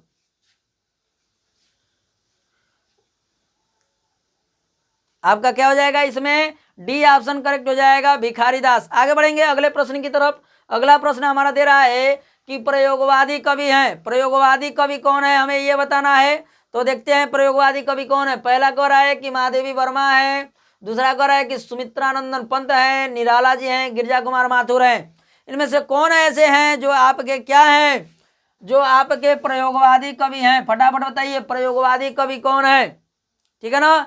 तो देखिए प्रयोगवादी कवि की यदि हम बात करें, क्या प्रयोगवादी कवि, आप लोग कमेंट करके बताते रहिए। और देखिए इस प्रश्न का क्या हो जाएगा, डी ऑप्शन करेक्ट हो जाएगा। गिरजा कुमार माथुर जो है वो क्या है, प्रयोगवादी कवि हैं। आपका क्या हो जाएगा इसमें, डी ऑप्शन करेक्ट हो जाएगा। प्रयोगवादी कवि कौन, गिरजा कुमार माथुर जी हैं। आगे बढ़ेंगे हम लोग अगले प्रश्न की तरफ। अगला प्रश्न आपका दे रहा है, कह रहा है कि क्षयवाद के कवि हैं, कह रहा है कुंवर नारायण हवन, जयशंकर प्रसाद हवन, अज्ञेय हवन, माखनलाल चतुर्वेदी हवन। क्षयवाद के लेखक के हो, क्षयवाद के लेखक का यदि बात कर जाओ तो हमने के ध्यान देवे के बाद क्षयवाद का युग का लेखक जयशंकर प्रसाद जी हवन। कौन, जयशंकर प्रसाद जी हवन। हमने का हो जी, हाई बी ऑप्शन करेक्ट हो जी, जयशंकर प्रसाद। क्षयवाद युग का या शुक्ल युग का लेखक कहिए तो आपके जयशंकर प्रसाद जी होंगे। क्या हो जाएंगे, जयशंकर प्रसाद जी। आपका बी ऑप्शन करेक्ट हो जाएगा। आगे बढ़ेंगे हम लोग अगले प्रश्न की तरफ, 27 नंबर की तरफ। कह रहा है कि साकेत के रचनाकार हैं, साकेत के रचयिता के हो, तो बताओ जाता फटाफट, देखा था नहीं के बता देला। देखते हैं कितने लोग बता देते हैं। क्वेश्चन नंबर आपका क्या है, 27 नंबर है कि साकेत के रचयिता कौन है, लेखक कौन है। जयशंकर प्रसाद हम, दिनकर जी हम, मैथिली शरण गुप्त जी हम, भवानी भगवती चरण वर्मा हम। इनमें से के ऐसन बा हो कि हमने के का कैले बा, साकेत के रचना कैले बा। यदि साकेत के रचनाकार की बात करें तो साकेत के रचनाकार आपके मैथिली शरण गुप्त जी हैं। कौन है, मैथिली शरण गुप्त जी हैं। आपका सी ऑप्शन करेक्ट हो जाएगा, मैथिली शरण गुप्त। ठीक है, हाँ वेरी गुड, मैथिली शरण गुप्त मोहम्मद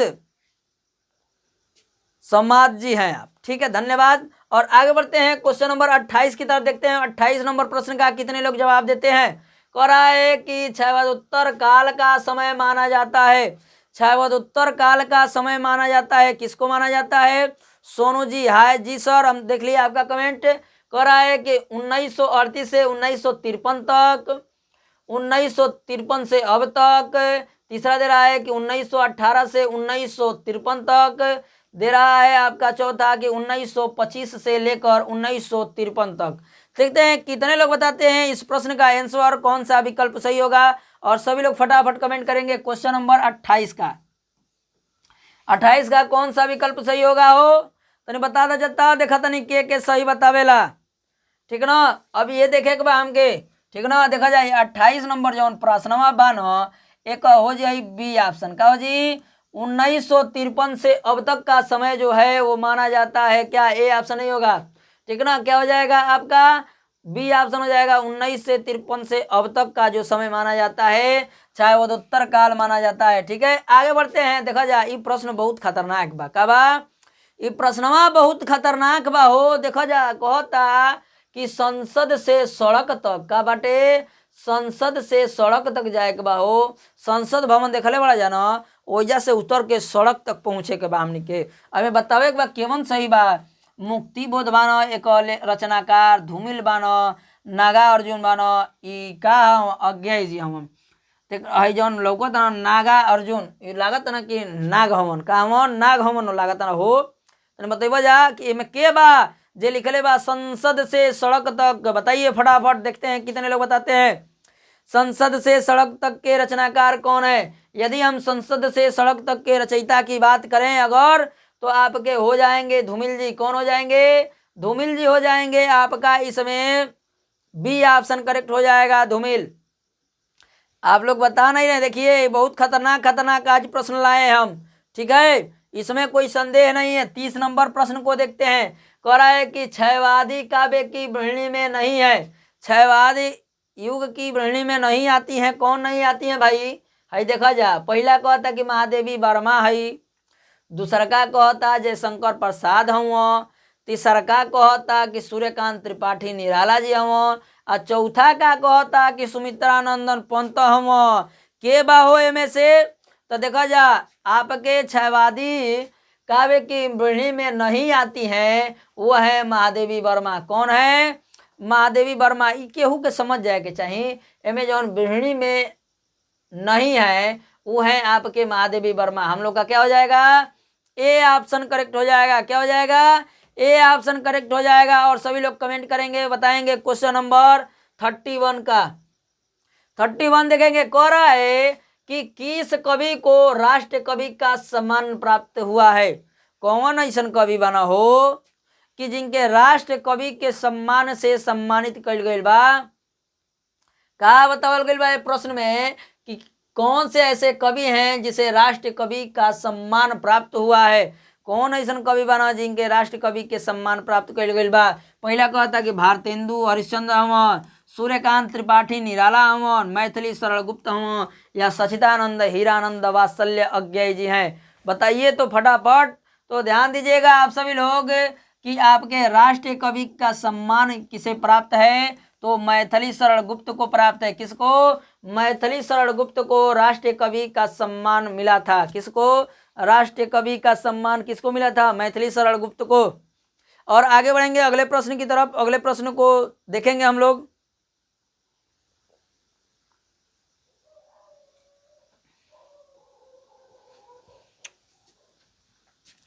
अगला प्रश्न दे रहा है आपका, यह प्रश्न बहुत आसान है। देखिए, दो तरीके से यह प्रश्न पूछ सकता है आपसे, ठीक है ना? दो तरीके से यह प्रश्न पूछ सकता है आपसे। कह सकता है कि दीप शिखा के रचयिता कौन है?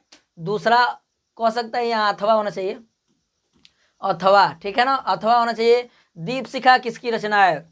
यहाँ पे दे दिया कि दीप शिखा किसकी रचना है, और दीप शिखा क्या करे के रचयिता का नाम बताइए, ठीक है ना? तो पहला विकल्प दे रहा है आपका सूर्यकांत त्रिपाठी निराला जी हैं, महादेवी वर्मा जी हैं, सुभद्रा कुमारी चौहान है, मैथिली सरल गुप्त हैं। क्वेश्चन नंबर क्या है? 32 है। और यदि 32 की हम बात करें तो आपके इसमें से दीप शिखा के रचयिता महादेवी वर्मा जी हो जाएंगी। कौन हो जाएंगी? महादेवी वर्मा जी हो जाएंगी। इसमें से आपका क्या हो जाएगा? बी ऑप्शन करेक्ट हो जाएगा, महादेवी वर्मा।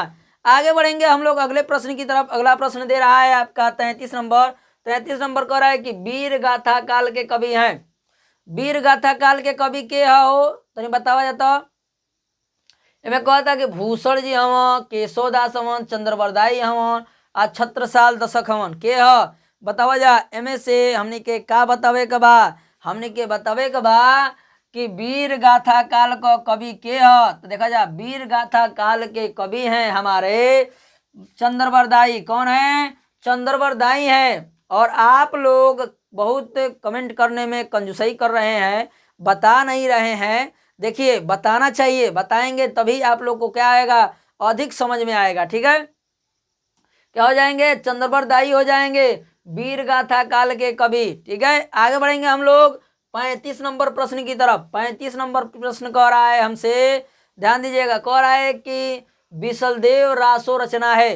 बिसलदेव रासो के का रचना हो?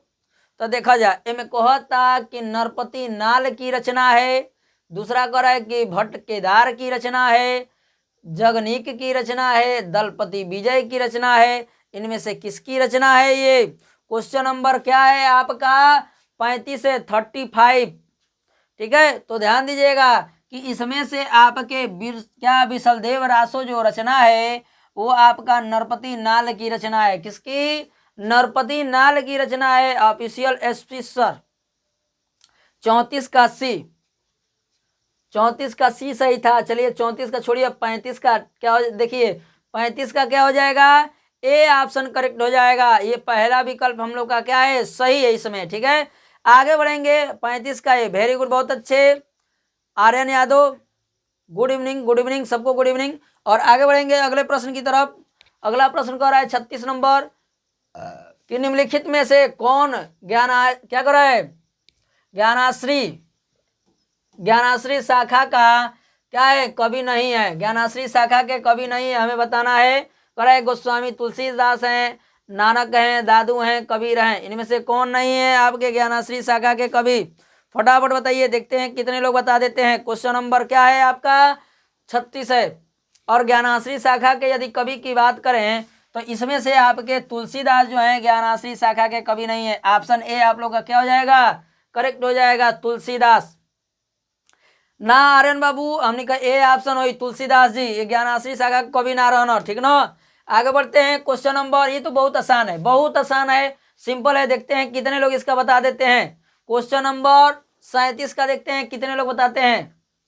36 का सी, ठीक है। और ध्यान दीजिएगा 37 नंबर कह रहा है कि प्रिय प्रिय प्रवास के रचनाकार हैं। प्रिय प्रवास के रचयिता के बाहो तो नहीं बतावा जाता, तो देखा था नहीं के बता दे रहा। कहा था कि मैथिली शरण गुप्त हूँ, अयोध्या सिंह उपाध्याय हरिऔध हूँ, भारतेंदु हरिचंद्र हूँ, रामधारी सिंह दिनकर हूँ।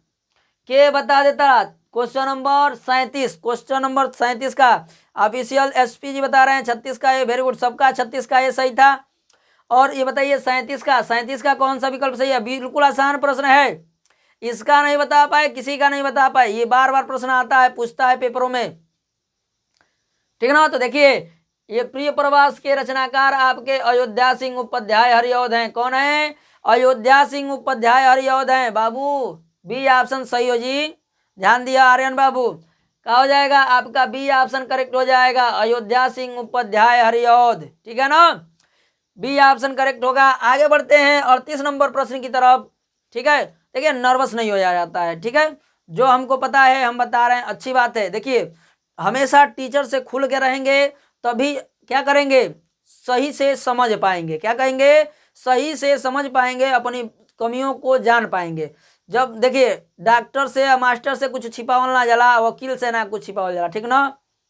वकील से छिपेब तो फांसी पर चढ़ जीब, आ डॉक्टर से छिपेब शमशान घाट पहुँच जीब, आ मास्टर से छिपेब तो अज्ञानी रह जीब, ठीक ना, ज्ञान ना मिली, ठीक ना।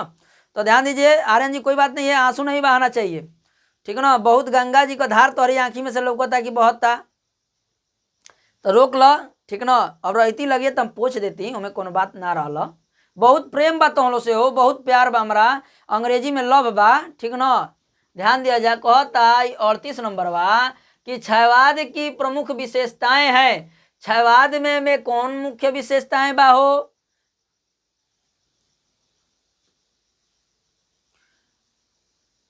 तबीयत ठीक नहीं है आर्यन जी, चलिए कोई बात नहीं है, तबीयत ठीक नहीं है तो कोई दिक्कत की बात नहीं है, तबीयत तभी ठीक हो जाएगा जब हमारे पास लोग आते हैं, तो तबीयत सबकी सही हो जाती है, आनंदित हम कर देते हैं, प्रसन्नचित कर देते हैं उन लोग को। दीक्षा यादव, ठीक है, अभी हम आपसे कुछ कहेंगे। कह रहा है कि क्षयवाद की प्रमुख विशेषताएं हैं, और इसमें पहला कह रहा है कि प्रकृति का मानवीकरण है, युद्धों का सजीव वर्णन है, दूसरा तीसरा कह रहा है यथा चित्रण है, और चौथा कह रहा है कि भक्ति की प्रधानता है। इसमें से कौन सा? खुश रहिए खुश रहिए, गुड इवनिंग दीक्षा जी। और ये आपका क्या है 38 नंबर प्रश्न का सभी लोग को बताना है कि इनमें से क्या हो जाएगा, कौन सा विकल्प सही हो जाएगा, ठीक है। और देखिए इनमें से आपका हो जाएगा प्रकृति का मानवीकरण। क्या हो जाएगा? प्रकृति का मानवीकरण क्षयवाद की प्रमुख विशेषता है जी। हेलो, का है मोहम्मद साउद हैं, ठीक है, कोई बात नहीं है, शायद आपका नाम पढ़ने में बहुत दिक्कत हो जा रहा है हमको, ठीक है ना।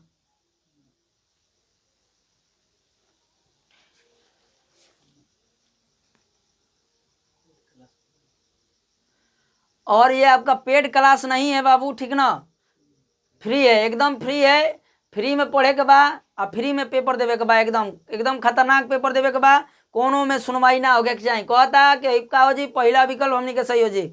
और ध्यान दीजिए क्वेश्चन नंबर 39 की तरफ कह रहा है कि सुमित्रानंदन पंत की रचना है। क्या है? सुमित्रानंदन पंत की रचना कौन सी है? इसमें कह रहा है कि उर्वशी है, पल्लव है, परिमल है, कमायनी है। इनमें कौन रचना ऐसन बा हो कि जवन का बाटे सुमित्रानंदन पंत का बाटे? देखो तनी के बताओ दला 38 का ए देखो जा, तनी फट जवाब द जा। है 39 नंबर प्रश्न चलता हो, 38 ना 39 का डी बताओ तना। अपना नाम लिखकर एक बार भेज दीजिएंगे तो बढ़िया रहेगा, आपका नाम बोलने में बहुत हमको तकलीफ हो रही है, ठीक ना। और ध्यान दीजिएगा सभी लोग, आपका इसमें जो है सुमित्रानंदन पंत की रचना है वो बताना है। सुमित्रानंदन पंत की रचना कौन सी है? यदि बात करें सुमित्रानंदन पंत की रचना, दीक्षा बता रहे हैं 39 का बी, और सौवद नाम है, ठीक है, धन्यवाद सौवद जी। और इसमें आपका क्या हो जाएगा? पल्लव जो है आपका बी ऑप्शन करेक्ट हो जाएगा, ठीक है, क्या हो जाएगा? बी ऑप्शन करेक्ट हो जाएगा, दीपक कुमार जी सर। आर्यन, बी बिल्कुल राइट है, इसमें क्या हो जाएगा, बी ऑप्शन करेक्ट हो जाएगा। आगे बढ़ेंगे हम लोग 40 नंबर प्रश्न की तरफ। अगर 40 नंबर प्रश्न की बात करें तो तारसप्तक का प्रकाशन वर्ष है। तारसप्तक का प्रकाशन वर्ष क्या है, और कितने लोग हैं कि कुछ कह कर भी कुछ नहीं भेजते हैं, ठीक है ना। कुछ लोग ऐसे भी हैं कि कुछ लोग कह कर कि हाँ हम दे रहे हैं, बाकी क्या करते हैं, मुंह में से निवाला खींच लेते हैं। कुछ लोग ऐसे ऐसे लोग भरे पड़े हुए हैं धरती पर, ठीक है ना। ये कुछ खास लोग के लिए बातें कही गई हैं, ठीक है, सबके लिए नहीं कही गई हैं, ध्यान दीजिएगा इस बात पे। और तारसप्तक के रचनाकार कौन है, और देखिए बेईमानी का भी एक हद होता है, किसी को सब कुछ दे दिया जाए, किसी को कुछ ना दिया जाए। और पहला कह रहा है कि 1953 है, दूसरा कह रहा है कि 1943 है, और तीसरा कह रहा है कि 1935 है और 1919 है, ठीक है। हाँ एकदम अच्छा सर, एकदम बिल्कुल सही बोल रहे हैं हम, ठीक है। कह रहा है तारसप्तक के प्रकाशन वर्ष है। तारसप्तक के प्रकाशन वर्ष क्या हो जाएगा, बिल्कुल सही है आर्यन यादव जी, आपका क्या हो जाएगा, बी ऑप्शन करेक्ट हो जाएगा। 1943 ईस्वी क्या हो जाएगा, 1943 ईस्वी में तारसप्तक का प्रथम प्रकाशन हुआ था। यही क्या कहें, हाँ बी ऑप्शन सबका सही है। सव्वत जी बिल्कुल सही है, आप सभी का सही है बी ऑप्शन। और दूसरे की बात करें तो दूसरे का क्या हो जाएगा, 1951। तीसरे की बात करें, तीसरे तारसप्तक का क्या हो जाएगा, 1959, ठीक है ना। ये आपका क्या हो जाएगा, तीनों तारसप्तक का प्रकाशन वर्ष है। आगे बढ़ते हैं अगले प्रश्न 41 की तरफ। 41 नंबर प्रश्न, 41 नंबर प्रश्न आपका देखिए क्या कह रहा है।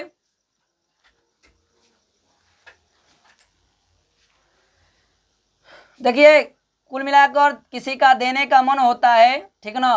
कह रहा है कि रीति काल से संबंधित रचना है, रीति काल से संबंधित रचना है, ये हमें बताना है, ठीक है। कह रहा है कि पद्मावत ये लिखा है, ठीक है ना। दूसरा कह रहा है आखिरी कलाम है, सूरसागर है, बिहारी सतसई है। रीति काल से संबंधित रचना कौन सी है, और कहे बात तो जिसका खिलाने का मन होता है, कुछ देने का मन होता है, तो कहीं भी इंसान रहे उसके पास पहुंच जाता है, कुछ भी हो, ठीक है। और रीति काल की संबंधित रचना का नाम बताना है, सभी लोग बताइए, देखते हैं कितने लोग बता देते हैं। 41 का डी बता रही हैं, बिल्कुल सही है। 41 का क्या हो जाएगा, डी सही हो जाएगा, बिल्कुल ऐसे ही सबकी तैयारी होनी चाहिए। और देखिए आपके ये जो बिहारी सतसई है, क्या बिहारी सतसई जो रचना है ये बिहारी लाल की है, किसकी, बिहारी लाल की, ठीक है ना। और यही बात हम कहें कि बिहारी लाल की एक ही रचना है, एक ही महाकाव्य है, वो है क्या है, बिहारी सतसई। ये किसकी महाकाव्य है, आपका बिहारी लाल की है। और एक ही महाकाव्य इन्होंने लिखा था जिससे आप पढ़ते हैं भक्ति और नीति। क्या पढ़ते हैं, भक्ति और नीति पढ़ते हैं, भक्ति और नीति, नीति, नीति ऐसे लिखाता है, गड़बड़ा गया है, ठीक है ना। ये आपका क्या हो जाएगा, सही हो जाएगा डी ऑप्शन, ठीक है ना, बिहारी सतसई। आगे बढ़ेंगे क्वेश्चन नंबर 42 की तरफ। 42 नंबर प्रश्न है आपका, ध्यान दीजिएगा सभी लोग। कह रहा है कि छयवादी महाकाव्य है, छयवादी महाकाव्य कौन सा है, सभी लोग ध्यान देंगे छयवादी महाकाव्य को। इसमें पहला कह रहा है कि प्रिय प्रवास है, साकेत है, कमायनी है, पद्मावत है। इनमें से जो रचना है आपका देखिए कितने लोग बता दे रहे हैं, छयवादी महाकाव्य। साउद जी कुछ नहीं, आपको नहीं बोल रहे हैं, ठीक है ना। कुछ लोग विशेष लोग हैं, महान लोग हैं, धरती पर पड़े हुए हैं, एक से एक लोग, ठीक है। कुछ लोग ज़्यादा तनी धरती पर होते हैं, किसी लोग किसी किसी के प्रिय होते हैं, ठीक ना। और ध्यान दीजिए इसमें आप छयवादी महाकाव्य की बात करें तो आपका छयवादी महाकाव्य है कमायनी। क्या है, कमायनी है आपका, ठीक है ना। आपका क्या हो जाएगा, सी ऑप्शन करेक्ट हो जाएगा, डी ऑप्शन नहीं होगा। आपका छयवादी महाकाव्य की बात करें तो कमायनी है। छयवादी के लेखक कौन है, जयशंकर प्रसाद हैं, और उनका कमायनी ये रचना है, ठीक है ना। आपका क्या हो जाएगा, ये रचना, ये सी हो जाएगा, जयशंकर प्रसाद का, जयशंकर प्रसाद, ये आपका क्या हो जाएगा, इसमें सी ऑप्शन करेक्ट हो जाएगा। आगे बढ़ेंगे हम लोग अगले प्रश्न की तरफ। अगर आप प्रश्न दे रहा है, देखते हैं कितने लोग बताते हैं, ठीक ना। क्वेश्चन नंबर 42 का सी बहुत बिल्कुल राइट है। क्या हो जाएगा इसमें 43 प्रश्न का देखेंगे कितने लोग सही बताते हैं। हाँ, आप लोग से बहुत बहुत प्रसन्न रहते हैं, आप लोग का कमेंट देखकर हम सोचते हैं कि देखिए सुबह में हम लग रहा है कि 11 बजे तक क्लास चलाए थे, सुबह आप लोग का कुछ नहीं खाए थे, लेकिन हम बहुत आनंदित थे, प्रसन्न थे। आप लोग का कमेंट देखकर हम प्रसन्न रहते हैं, खुश रहते हैं। देखिए कुछ लोग धरती पर विशेष विशेष होते हैं, ठीक ना। देखिए हम कुछ कहते नहीं है, बल्कि बहुत कुछ कह देते हैं। कह रहा है कि छायावदोत्तर कवि हैं, आपके छायावदोत्तर कवि का नाम बताना है। दीक्षा जी छोड़िए, जाने दीजिए, कमेंट मत कीजिए ऐसे, ठीक है ना। जो कमेंट करना है ये पढ़ाई के बारे में कीजिए, ठीक है। भारतेंदु हरिश्चंद्र, मैथिली सरल गुप्त, रत्नाकर और अज्ञय, ठीक है। बस हम सबसे नाराज हैं, विद्यालय वालों से सबसे नाराज हैं। और ये हमें बताना है 43 नंबर प्रश्न का कौन सा विकल्प सही होगा। छायावदोत्तर कवि कौन है आपके, देखते हैं कौन कौन बता देता है इस प्रश्न का आंसर। बताइए, देखते हैं कितने लोग बताते हैं। सभी लोग फटाफट कमेंट कीजिए, टाइम नहीं लेना है। देखिए ज़्यादा से ज़्यादा प्रश्नों को करना है। सर हमसे भी नाराज है, नहीं नहीं, आपका नाम हम साउथ जी नहीं भूल सकते हैं और ना ही आपसे नाराज हो सकते हैं, ठीक है। आप सभी से हम नाराज नहीं हैं, केवल कुछ पर्सनल लोग हैं, ठीक है ना। पर्सनल लोग के पर्सनल लोग, ठीक है ना, हमारे नहीं पर्सनल, हम किसी को पर्सनल नहीं कहते हैं। सब हमारे अपने हैं, कोई गैर नहीं है, सब हमारे दोस्त मित्र हैं, ठीक है, भाई बहन है, ठीक है। अंकित जी 43 का बी ऑप्शन आ रहा है, सभी लोग बताइए 43 का बी ऑप्शन बताइए सभी लोग। देखते हैं कितने लोग बताते हैं 43 का कौन सा ऑप्शन सही हो जाएगा। और ध्यान दीजिए 43 का आपका हो जाएगा। छायावदोत्तर कवि हैं आपके कौन, अज्ञय जी। कौन है, अज्ञय जी हैं। सचिदानंद, हीरानंद, वात्सल्य, अज्ञय। क्यों सर, आप लोग को हम बोले हैं ना कि आप हमारे दोस्त मित्र भाई, ठीक है, प्रिय स्टूडेंट हैं आप लोग से कोई नाराजगी नहीं है, किसी से भी नहीं है हमारा, ठीक है ना। लेकिन जो लोग वहाँ पढ़ते हैं विद्यालय में उन लोग की बात कर रहे हैं, आप लोग की बात नहीं कर रहे हैं, ठीक है। और 44 नंबर प्रश्न की बात कर रहे हैं।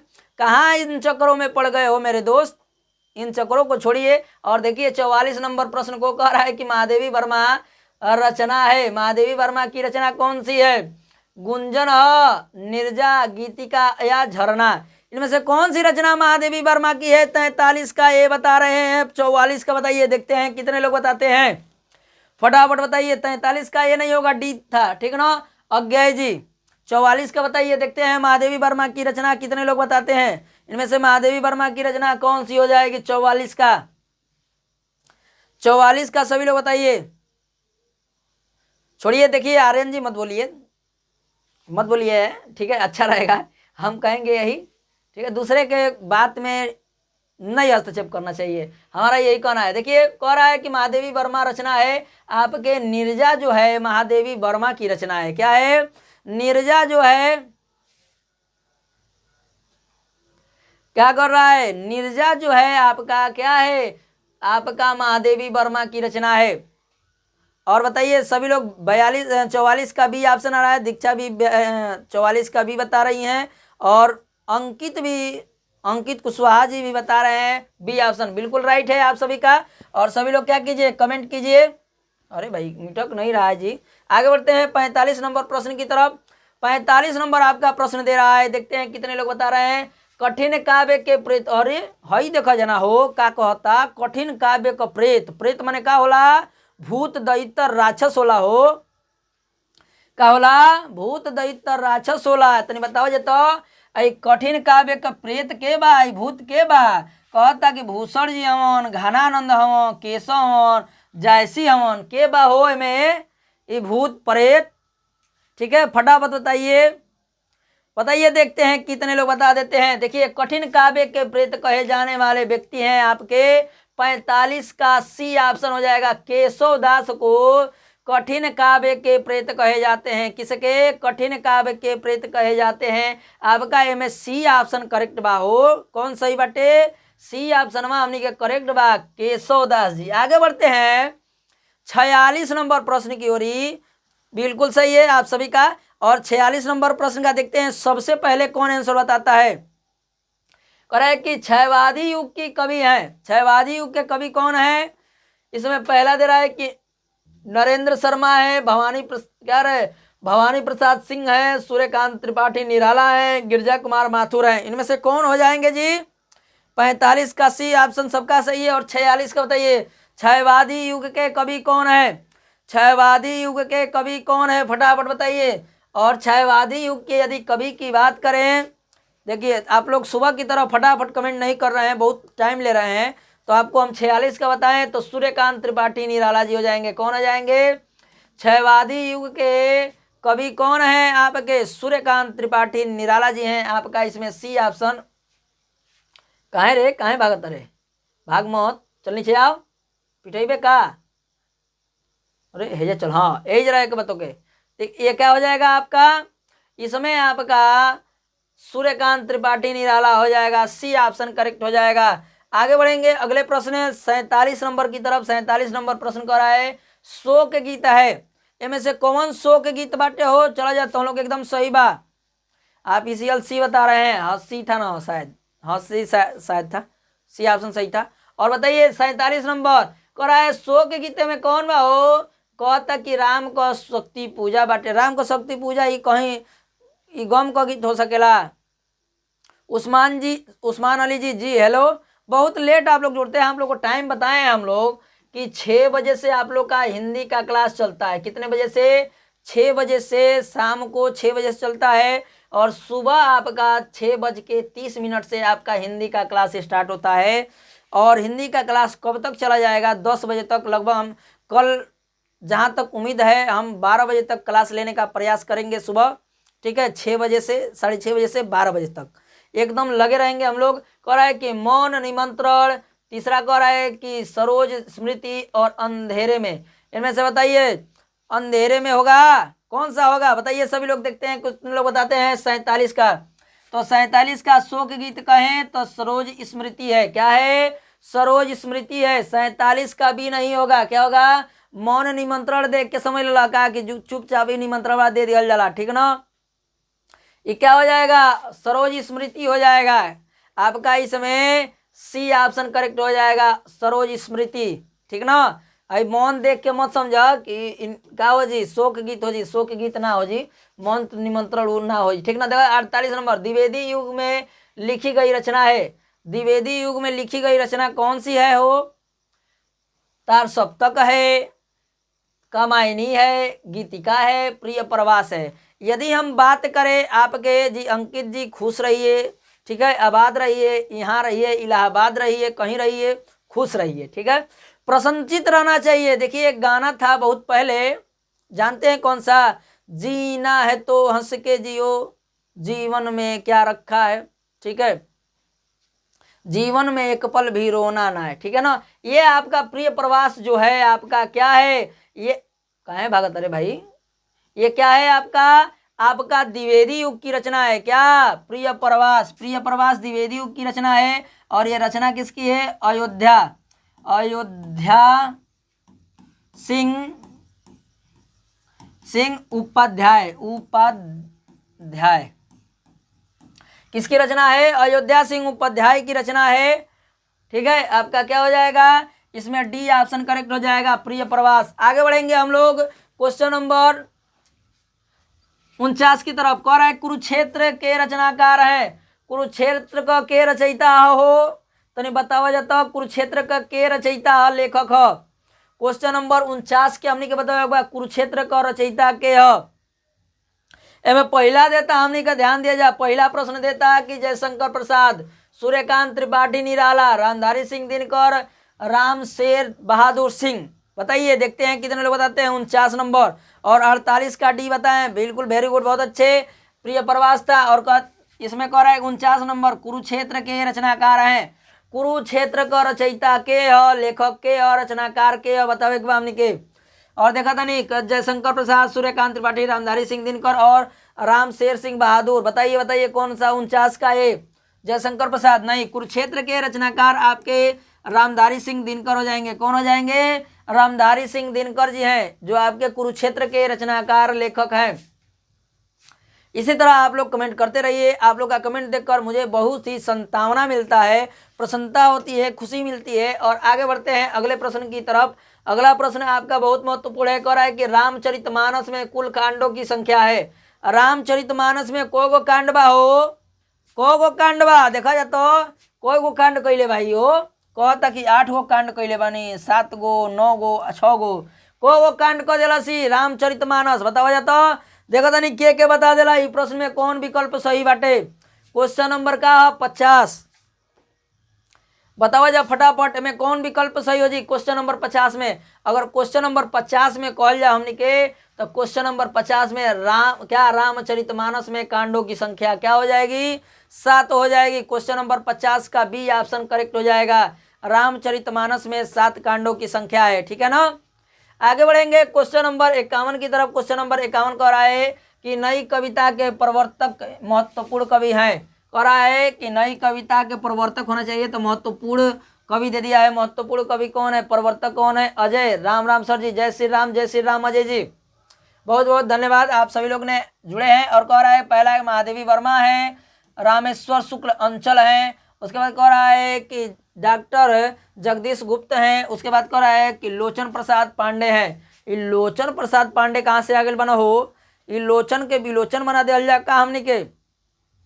बताइए कि इनमें से कौन सा विकल्प सही है। और सभी लोग वीडियो को लाइक कर देंगे, शेयर कर देंगे और अपने दोस्तों मित्रों के पास शेयर जरूर करेंगे, वीडियो को लाइक भी जरूर करेंगे। और ध्यान दीजिए नई कविता के प्रवर्तक की बात करें तो आपका सी ऑप्शन करेक्ट हो जाएगा, डॉक्टर जगदीश गुप्त। क्या हो जाएंगे, 50 का भी बता रहे हैं, 51 का बताइए। जो प्रश्न चलता है वो बताए कीजिए, जो बीत जाता है फिर उसको पीछे करके देखें हम। 50 का नहीं, 51 का। 51 का क्या हो जाएगा आपका, सी ऑप्शन हो जाएगा, डॉक्टर जगदीश गुप्त। क्या हो जाएगा, डॉक्टर जगदीश गुप्त। आगे बढ़ते हैं क्वेश्चन नंबर 52 की तरफ। देखते हैं 52 का कितने लोग बता देते हैं। 52 नंबर प्रश्न दे रहा है कि रीति काल के रीति सिद्ध काव्य धारा के प्रतिनिधि रचनाकार हैं। हमें बताना है रीति काल के रीति सिद्ध काव्य धारा के प्रतिनिधि कौन है, रचनाकार कौन है। बिहारी जी हैं, भूषण जी हैं, घनानंद जी हैं, देव जी हैं, इनमें से कौन है हो क्वेश्चन नंबर 52 को। और यदि हम बात करें क्वेश्चन नंबर 52 का तो आपका क्या हो जाएगा, क्वेश्चन नंबर 52 का हो जाएगा भूषण नहीं होंगे, बिहारी होंगे। क्या हो जाएगा, ऑप्शन ए करेक्ट हो जाएगा, बिहारी लाल। बिहारी लाल जो हैं आपके रीति काल के रीति सिद्ध काव्य धारा के प्रतिनिधि रचनाकार हैं, ठीक है। आपका इसमें ए ऑप्शन करेक्ट हो जाएगा। क्या हो जाएगा, 52 का ए सही हो जाएगा, बिल्कुल राइट है। बहुत अच्छे अंकित जी। अजय बी बता रहे हैं, बी नहीं होगा 52 का बाबू, ये क्या हो जाएगा, भूषण ही होंगे, बिहारी जी होंगे, ठीक है ना, बिहारी लाल। आगे देखिए क्वेश्चन नंबर 53 का। क्वेश्चन नंबर 53 का बताइएगा सभी लोग, देखते हैं कितने लोग बताते हैं। कह रहा है कि आधुनिक युग की मीरा है। अब देखा जाए ये प्रश्न के जना बताई उ बाबू कोनो काम के नहीं खजा। देखा जा 53 का बताया, पहला कहता महादेवी वर्मा, सुभद्रा कुमारी चौहान, सुमित्रा कुमारी सिन्हा। उसके बाद कह रहा है कि इनमें से कोई नहीं। कौन सा विकल्प सही होगा हो क्वेश्चन नंबर 53 का। बिल्कुल आसान प्रश्न है, ऐसा आसान प्रश्न फिर नहीं मिलेगा देखने को, ठीक है। और सभी लोग लाइक करके वीडियो को बताइएगा क्वेश्चन नंबर कौन सा, 53 का। यदि क्वेश्चन नंबर 53 की यदि हम बात करें तो क्वेश्चन नंबर 53 में आपका क्या हो जाएगा, इसमें आपका पहला विकल्प सही हो जाएगा, महादेवी वर्मा। क्या हो जाएगा, महादेवी वर्मा आधुनिक युग की मीरा है। मीराबाई के जान जा, मीराबाई जो रही ना श्री कृष्ण के प्यार में बहुत पागल रही, ठीक ना। का रही, प्यार में बहुत पागल रही। उनकरी प्यार में उनके जौहर दे दियल गईल। का दे दियल गईल, जौहर दे दियल गईल। तब वो नाम वाली श्री कृष्ण जी उनके बचा लेना, कहना कि हमारा प्रेमिका है के हो, ये प्रेमिका है मीरा जी। महादेवी वर्मा के मत समझ लिया जा, है का हो जी, ए ऑप्शन करेक्ट हो जी। आगे बढ़ जी हमने के क्वेश्चन नंबर 54 की तरफ। देखा जा, देखा ये प्रश्न बहुत खतरनाक बा हो जी। हाँ सर, हाँ। चांद का मुंह टेढ़ा के रचयिता है। चांद का मुंह टेढ़ होला का, चांद का मुंह टेढ़ बा, ई के बता देलस हमनी के, ई के बता देलस सोई के कह देलस कि चांद का मुंह टेढ़ होला। कहता मुक्ति बोध बतैले बाना अज्ञे भवानी प्रसाद मिश्र ने, ठीक है, भवानी प्रसाद मिश्र ने, गिरजा कुमार माथुर ने के बतैले भाई हो कि चांद का मुंह टेढ़ होला। फटाफट बताओ। 53 का अंकित जी ये बताए थे, बिल्कुल राइट है आपका। 54 का बताइए फटाफट, देखते हैं कितने लोग बताते हैं। कौन सा विकल्प सही हो जाएगा 54 का। और 54 की बात करें हम, क्वेश्चन नंबर 54 का, तो 54 का आपका क्या हो जाएगा, मुक्ति बोध हो जाएंगे। क्या हो जाएंगे, मुक्ति बोध। चांद का मुंह टेढ़ बा, ये बतैले ना, ये कहता ना कि चांदवा का मुंह टेढ़ बाटे, का बाटे, टेढ़ बाटे। देखले रहना का लगे से जाके, चांद का मुंह टेढ़ होला, ये बतैले ना मुक्ति बोध। आगे बढ़ल हमने के क्वेश्चन नंबर 55 की ओरी। कहता बीती विभावरी जागरी, क्या है रचना, बीती विभावरी जागरी गीत के प्रणेता हैं। इसके प्रणेता कौन है जी, क्वेश्चन नंबर आपका क्या है 55 है। सुमित्रानंदन पंत हम, जयशंकर प्रसाद हम, महादेवी वर्मा, सूर्यकांत त्रिपाठी निराला। बतावा जाए में से के बाटे, बीती विभावरी री जागरी गीत के प्रणेता कौन है में। देखते हैं कितने लोग बता देते हैं। क्वेश्चन नंबर क्या है आपका, क्वेश्चन नंबर आपका 55 है। और आप लोग बहुत कमेंट करने में कंजूसी कर रहे हैं। इस तरह से कंजूसी पढ़ाई में नहीं करनी चाहिए, पढ़ाई में एकदम लगे रहना चाहिए। क्या करना चाहिए, पढ़ाई में लगे रहना चाहिए, एकदम जोश और जुनून के साथ लगे रहना चाहिए।